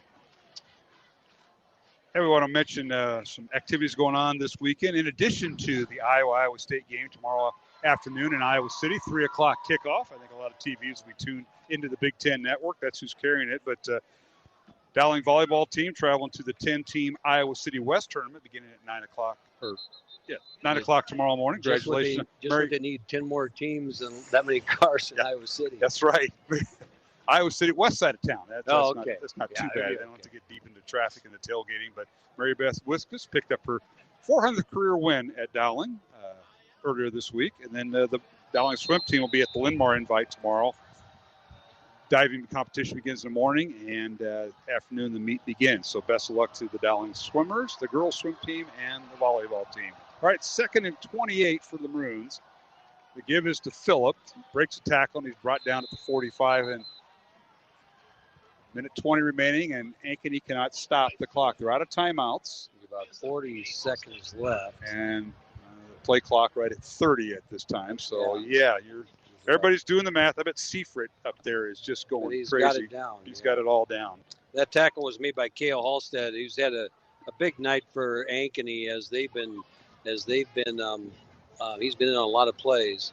10-7 Urbandale overtime. 10-7 win. I don't know. I got the guy that gave you that. Yeah, I saw that score earlier. And is one of your assistant coaches on the freshman team, and his dad, and it's like incomplete. It's like, okay, is the game over? It's overtime. So more clarification, and the Maroons will call a timeout with 39 seconds to go. We'll keep it. Well, we'll take a break with them. We kind of figured that game would be a close game. We're going to get our scores updated here. We need to do that, Matt. So we'll do that during this timeout. 39 seconds remaining, fourth quarter. Dowling leading 17-10. We come back. It's 4th and 27 for Dowling at the Hawk 46-yard line. Back in 1 minute on Iowa Catholic Radio. Ready to celebrate the end of Roe versus Wade? Then get your tickets for Pulse Life Advocates Pro-Life Christmas Gala. You'll savor a fabulous meal and Christmas entertainment, along with an uplifting pro-life talk by the Sisters of Life. Support life, have fun. What a great combination. The date is Saturday, November 19th. The place is the Meadows Event Center in Altoona, Iowa. Get details at pulseforlife.org. A message from Iowa Catholic Radio. Support for Iowa Catholic Radio is provided by Ashworth Vision Clinic. Complete eye exams, contact lenses, glasses, glaucoma testing, and pre- and post-operative care. 515-440-4610. AshworthVision.com. Iowa Catholic Radio, connecting listeners to Christ every day with people like you. Hi, this is Father Fabian from the Diocese of Des Moines. Thanks for listening to Iowa Catholic Radio.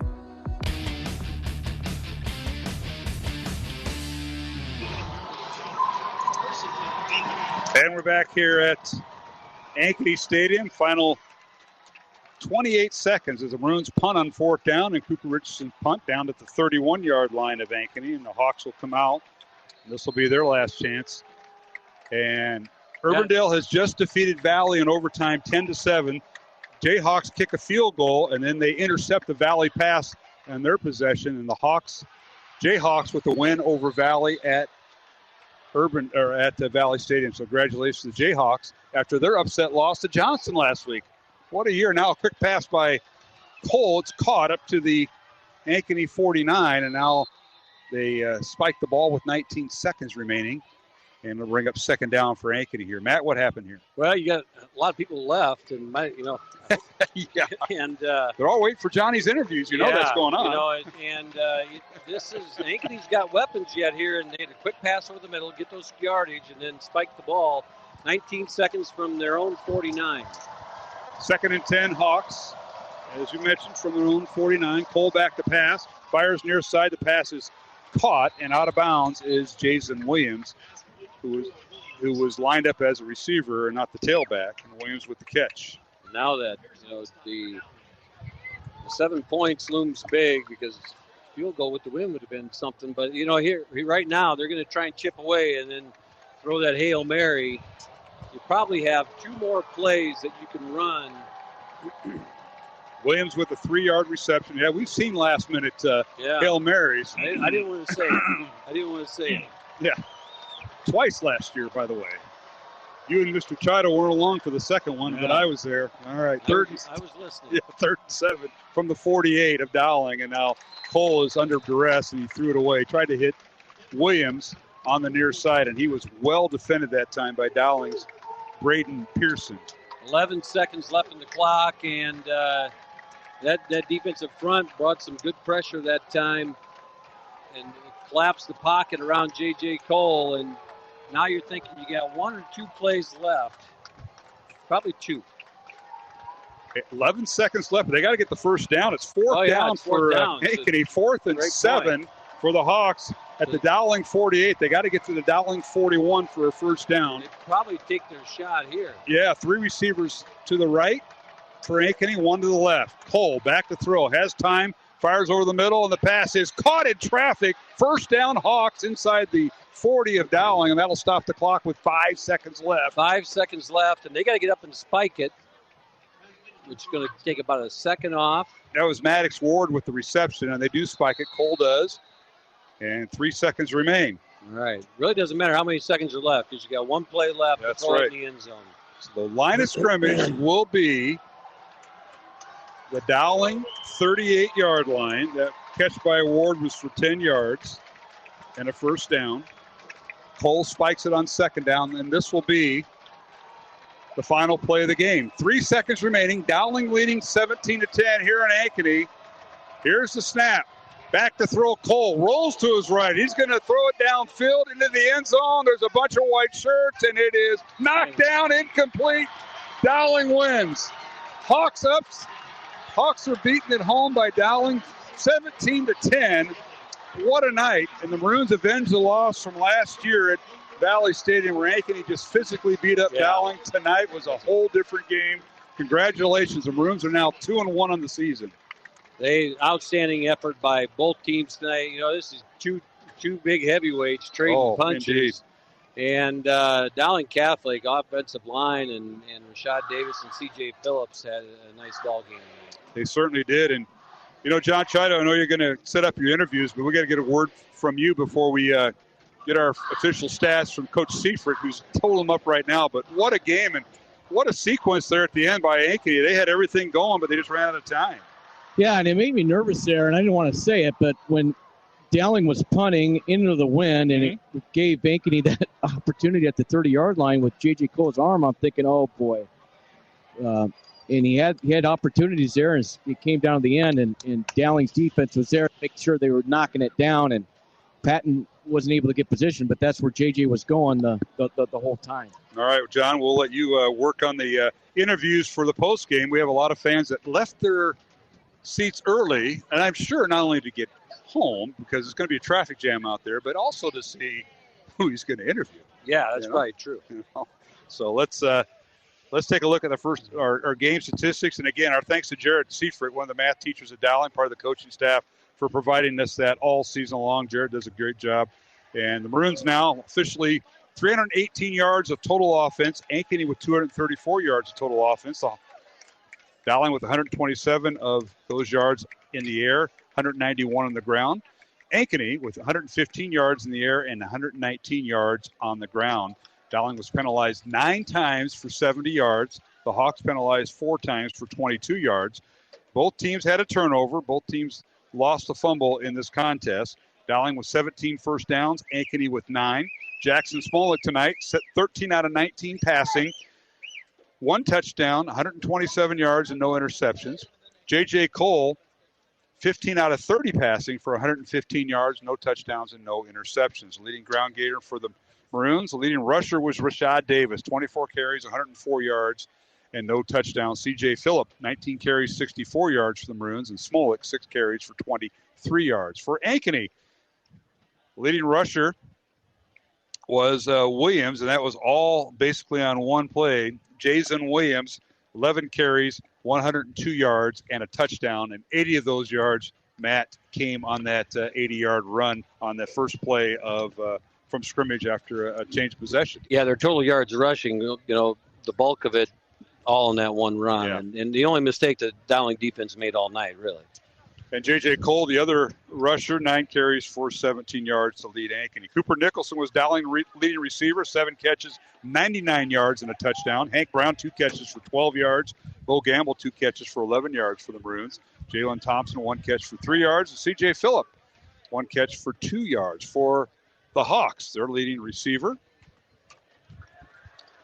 was Connor Kaiser, 1 catch for 40 yards. Maddox Ward, 4 catches for 28 yards. Jamison Patton, 4 catches for 27 yards. And Jason Williams, 2 catches for 4 yards to lead Ankeny. And let's see, individually, Braden Pearson and Jimmy Wanek were the leading tacklers in the Dowling defense. They had 4 tackles each. Dylan Manning and Ralston Rumley, 3.5 tackles each. And Carson Hagan and Jared Rickey, 3 tackles each. Hagan with 2 sacks tonight. Again, Dowling offense accounting for 318 yards of total offense. Ankeny with 234. And we appreciate Jared Seifert doing that. So let's take a break and come back. Final score, Dowling with the win on the road, 17-10 winners over third-ranked Ankeny. We'll be back to Ankeny Stadium. We'll go down to the field after this timeout with John Chido as we get a few interviews set up along with Matt Maindring. I'm Mark Amadale. And again, the final, Dowling 17, Ankeny 10, here on Iowa Catholic Radio.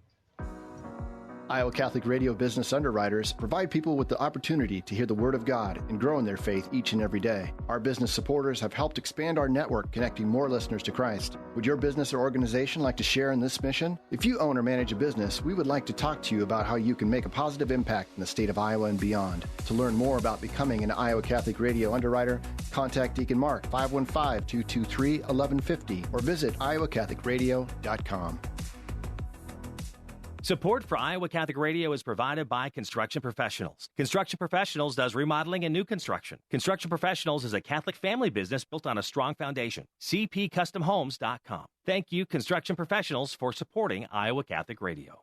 Encounter Jesus and local Catholics daily. Tune in to Iowa Catholic Radio's broadcast of the Daily Mass from St. Francis of Assisi Parish in West Des Moines, weekday mornings at 10:30, or listen anytime with the Iowa Catholic Radio mobile app.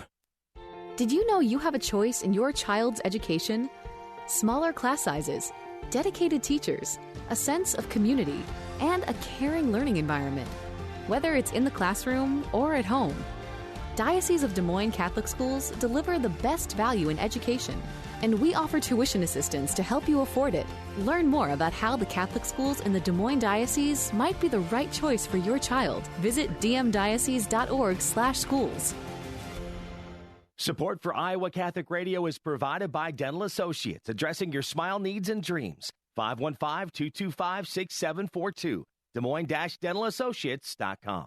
Thank you, Dental Associates, for your support of Iowa Catholic Radio. Iowa Catholic Radio, connecting listeners to Christ every day with people like you. Hi, this is Father Greg Leach from the Diocese of Des Moines. Thanks for listening to Iowa Catholic Radio.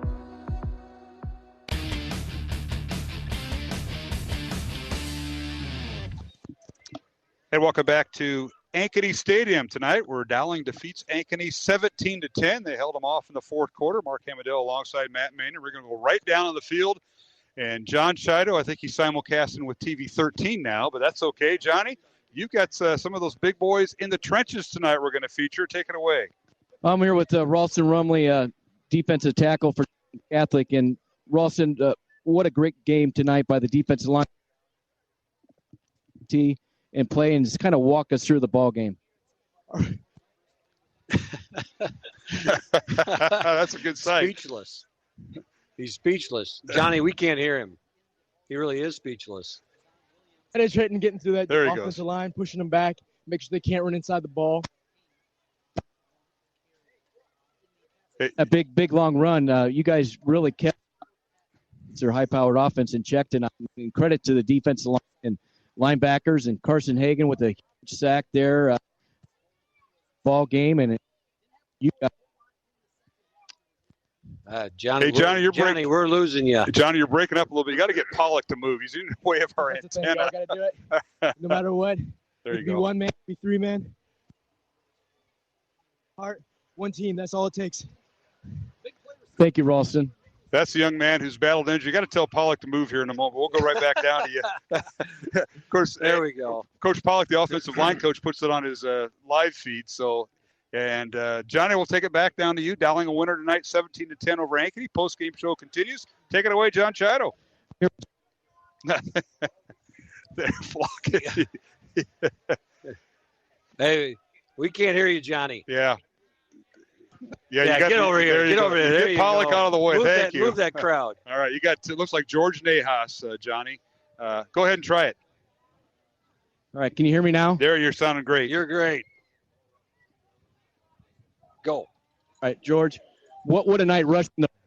And credit the offensive line for establishing that running game early with that first drive. And yeah, is it that one? 10, 12 play drive, 50 yards, all on the ground. Talk a little bit about that. Prepared all this. Our scout guys gave us a great look. We knew they ran a little wonky defense. It's a lot. Hey, John, we're going to have to interrupt this. Seriously, you got to ask those guys to get out of the way. They're interrupting our signal, and I'm just going to take it back. Along with Matt Maynard, this is Mark Hamilton. We're trying to do the post-game show. You got to ask. Pollock's got to get out of the way. Andy's got to leave. He's got to go to the other side. Yeah, there you go. There you go. Get him. No, he can't be there.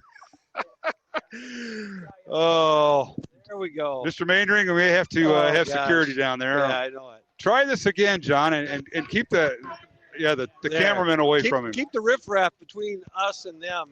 Oh, there we go. Well, Johnny, we'll just talk to you. How's that? All right.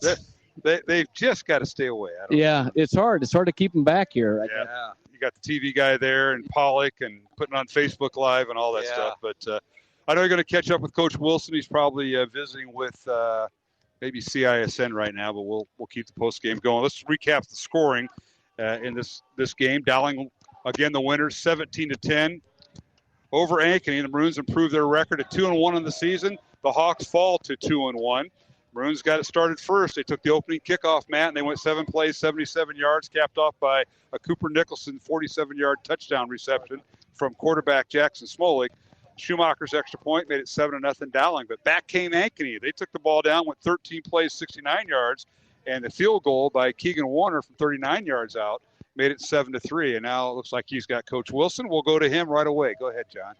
Coach, congratulations on a well-fought game and coming away with the victory tonight. And the ground game really got going. Started the game and then started the second half as well. Well, it did. It's we ran for about 20 yards maybe in the first ball game, and then we got it going last week, and we needed it this week.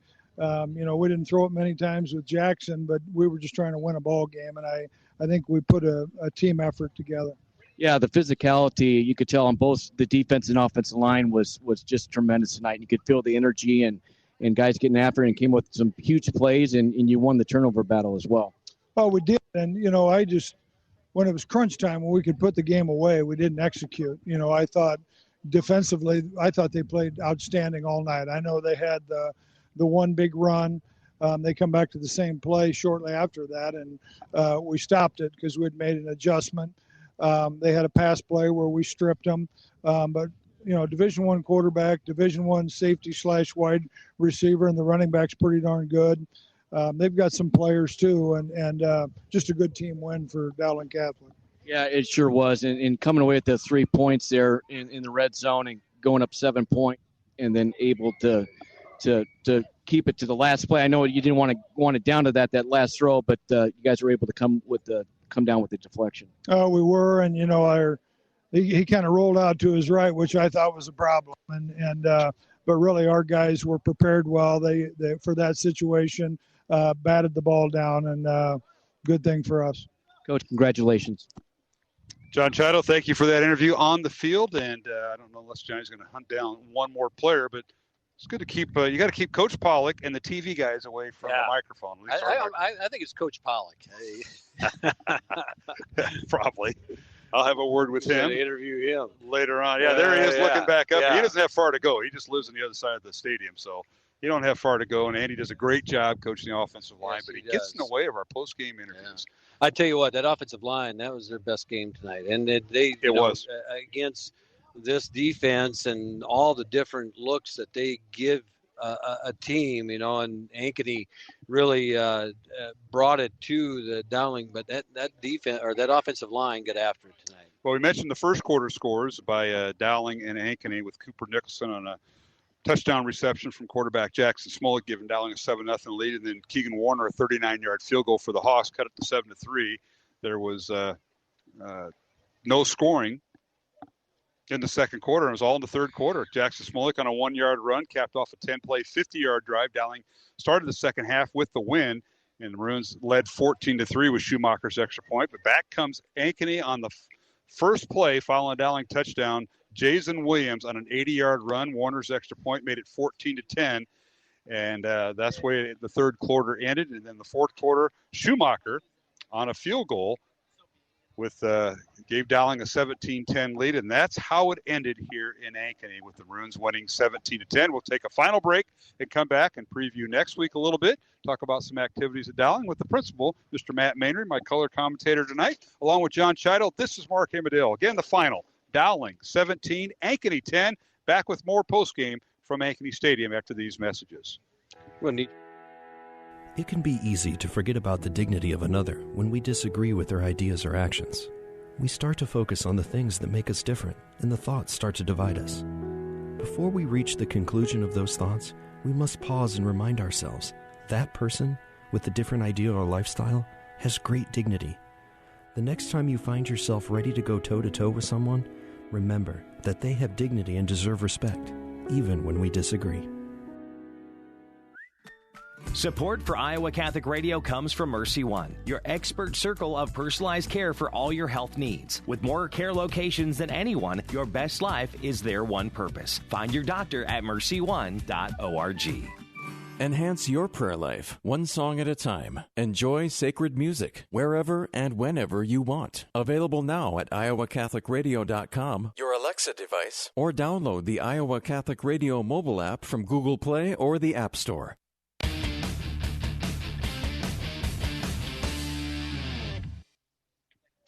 And we're back here at Ankeny Stadium. Final comments. Want to thank Jeff Pickett. He is our studio producer. Did a great job tonight as Dowling with the win, 17-10, the final.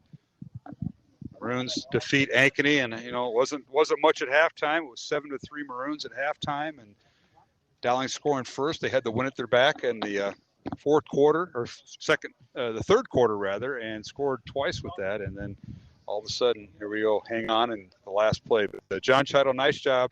Number one, you got to get Pollock out of the way. That's the first thing. And number two, tell that TV 13 cameraman he can go down the other end of the track because they're in your way. Well, I kept moving forward, and the camera kept moving closer. They got to move out. They just had to move out of your way. That's what happens when you're in the big time right now. Yeah. I wasn't ready for that, and they don't need a close-up. Believe me. Well, my phone blew up, and a few people from the office were listening to that and said, sure. "Yeah, you didn't get an attaboy." I'm telling you that right now. Neither did I.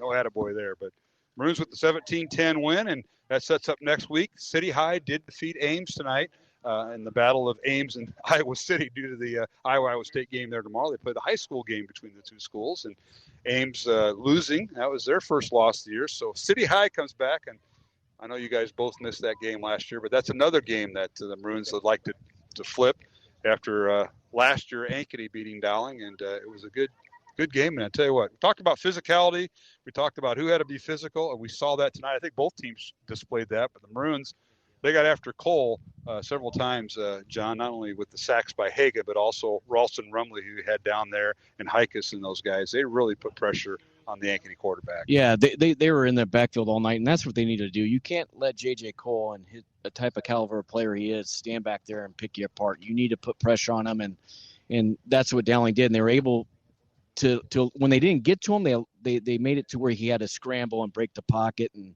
then the linebackers did a good job breaking down and making tackles and not allowing him to get that extra yardage, which he's very capable of doing. And it's good to see C.J. Phillip in there tonight. He was questionable. It was kind of a game-time decision. He was battling a hip injury from last week and through practice, and I think he missed a day or two of practice, but he came out along with Rashad Davis. He is something else in that backfield. The sophomore is a spark plug, and I'll tell you what, the Maroon offense settled down, and Dowling ran more tonight than they did. You go back to week one against Southeast Polk, and that's Dowling football, Matt, as you know, and you've come to accustomed to, and they showed that tonight. And that's only going to help. Originally we thought, even going into that first game, we thought the Dowling offense was going to be geared run or pass to set up the run. You watch tonight against a good defense, and now it looks like this team is going to be a lot more balanced down the road as it. It's going to make them a heck of a good point. And Johnny, conditions out here changed. That north wind came up, and you really couldn't throw against it. But when you had to go against it, Dowling put the ball on the ground, and that was impressive. Yeah, and they did, and they did a great job of it. And that win was a factor. But I think Ankeny's defense had a lot to do with that passing game too, because you're kind of unsure when you're going against as Matt said, that radar defense when they were 5 yards off the ball, and you had the defensive back end of that defense, not allowing you to get to the sticks or where you need to be, especially in those third and long situations. It kind of limited them a lot of what they like to do passing the football, because you had to get rid of the ball quick. And then they came up with that press coverage too, and Cooper was able to break that for that big first touchdown, which was nice. But they couldn't get anything going with that passing game, but that running game really, like you guys mentioned, stepped up tonight. Yeah, and I think, again, walking away from it, the defense is what I walk away with and go, we didn't know how this defense was going to be. Yeah. In week one, they didn't look quite so good, new defense, everything else, but they really got into a rhythm tonight and really looked strong. Especially, like you mentioned, this is brand new for them because, like you said, I mean, those first two games, you're thinking maybe we should go back to that 4-man front, and all the Monday morning quarterbacks, me included, we're talking about that. But, boy, they stepped up tonight. Yeah. And that defensive line really made a difference. Certainly did. That sets up next week. I know, Mr. Maynard, you've got a previous engagement next Friday night that you were going to not be with us, but we'll keep you I'm sure you'll find a way to keep up to date. Mr. Chido's going to move up the booth, and we're going to find somebody to walk the sideline. We may have to hand it to the chain gang. I hate doing that, but we got to find somebody to go down there. Well, Matt does a good job too. It's a hard shoes to fill because you guys have good continuity because he just keeps rolling. It really is. I mean, Mark sets me up. I just sit here and talk football. And it's different for me with like 5 seconds. You have to really try to get something in and something that you guys already even talked about. So yeah, well, we'll leave that to somebody else next week. I have to change gears. Yeah. Matt, any final comments? I know a lot of things happen this week at Dowling and next week, so a lot going on. A lot of things going on at school, and we've had a really good start to the year, and energy in the building is just exciting as our teachers are starting to get their rhythm. But we had, like I said earlier, we just Mary Beth Wiskus and her team had a great win on Tuesday night over Centennial, and the momentum is starting to build. Cross country teams doing well, and all of the sports. Golf is racing to the finish right now as Coach Gray brings them towards the end. But swim tomorrow, volleyball tomorrow, and just a full slate next week. And again, congratulations to head coach Mary Beth Wiskus, the Dowling volleyball coach, career win number 400 the other night. And they knocked off a top 5 team in Ankeny Centennial at the Dowling gym. That was quite a match. And, of course, you mentioned the volleyball team in Iowa City tomorrow at Iowa City West Tournament, 9 o'clock. There'll be 10 teams there. And the Dowling swim team, 12 teams at Linn-Mar, and they'll be on their way to Iowa, towards Eastern Iowa tomorrow. All right, guys, before we let you go, Iowa State pick. We'll go with the principal. Mr. Maynard, your thoughts? It's hard. We got more. I always look at which team do we have more kids on right now. Is that what you're going to do? And you're not going to do that. No, I'm not. So here's the deal. I always have gone for the underdog, and for the last several years, it's been Iowa State. Right. I love both coaches. They coach kids the right way, and I think it's going to be hard to cheer against the Cyclones tomorrow. I'm interested to see what this Hunter Deckers does, and see the talent that he is, and I think it's going to be a good ball game, especially if it's wet. So I'll go Clones by a field goal. Again, picking the underdog. Yeah. Okay, for another year. Yeah, this one's a tough one for me. Yeah. And Iowa fan, and you got a daughter at Iowa State. I'm not a big Iowa fan. Used to be an Iowa fan. Whatever. Go ahead. But I watched Iowa State play live last week, and Hunter Deckers can sling it. And I think Iowa's in trouble tomorrow. If it's raining, I think that's going to work in the Hawkeyes' favor. Yeah, that's going to be a big problem. But they get Gavin Williams back. Gavin Williams didn't play against South Dakota State, and he's cleared tomorrow. Yeah, so we'll see what happens. All right, so you're going with Iowa State, Johnny? I am. You're going with Iowa State? I'll go with Iowa State. Well, yours truly going with the Hawks. I like the under. Yeah. No matter what. I don't know what that means. I don't think the under can be. I don't know what that means. For entertainment purposes only. Yeah, but I think raining, it might be 20. I think the Hawks figure out a way to pass the ball into the end zone. I think they'll figure that out. Yeah. And Hunter Deckers and the Iowa State team, that is a very, very raucous crowd in Iowa City. They have not experienced that. Right. And good luck. But it should be a lot of fun, and we'll be watching it. And, guys, thanks for all you do. So we got 2 Iowa State picks and a Hawkeye pick.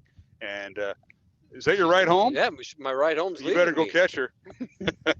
All right. Well, thank you, guys, and we'll talk to you. We'll see you in 2 weeks, Mr. Maynard, and we'll see you next week, Johnny. Thank you. Thank you. That's our broadcast partners, Matt Maindring and John Chido. That'll wrap things up from Ankeny Stadium. Our thanks to their fine staff, Adam McDonald, the new athletic director here, Tom Day, Lisa Meeker. Thanks to everybody here at Ankeny, and of course their head football coach Rick Nelson, his son Nick, and all the staff behind the scenes helping us prepare for tonight's game. With our thanks to them, and even our good friend across the way, Paul Yeager from CISN. Our thanks to everybody involved. Our next broadcast will be next Friday night. It'll be Dowling hosting City High of Iowa City from Valley Stadium. So we'll be on the air at 6:30 with kickoff 7 o'clock. We'll have a special guest next Friday night. Caitlin Clark will be joining us. I just got word on that a little while ago. So we'll be talking to Caitlin as she'll be back and doing a little pregame in the Dowling tailgating section of our west parking lot tomorrow. She's going to have. So I'll tell you later about all that. But yeah, we're going to have her on and we'll go from there. So Mandarin takes the night off and we're going to have Caitlin back on. So we'll talk to her. And so for everybody involved, Jeff Pickett back at the Iowa Catholic Radio Studios. Thank you. Again, the final score for the final time tonight, Dowling 17, Ankeny 10. The Maroons moved to 2-1 on the season. Ankeny falls to 2-1. And for Jeff Piggott, John Chido, Matt Manning, this is Mark Amadale. Our thanks to Mark Roaring, the baseball coach, for our halftime interview. This is Mark Amadale saying good night and so long, and have a safe and blessed, faith-filled week from Ankeny Stadium on Iowa Catholic Radio. Coverage of Dowling Catholic Sports is underwritten by Ashworth Vision Clinic, Construction Professionals, Dental Associates, Mercy One, the Catholic Tuition Organization, Skeffington's Formalware, and Bosun the Florist. Please support the businesses that underwrite Iowa Catholic Radio. The proceeding has been a Dowling Catholic Sports presentation on Iowa Catholic Radio.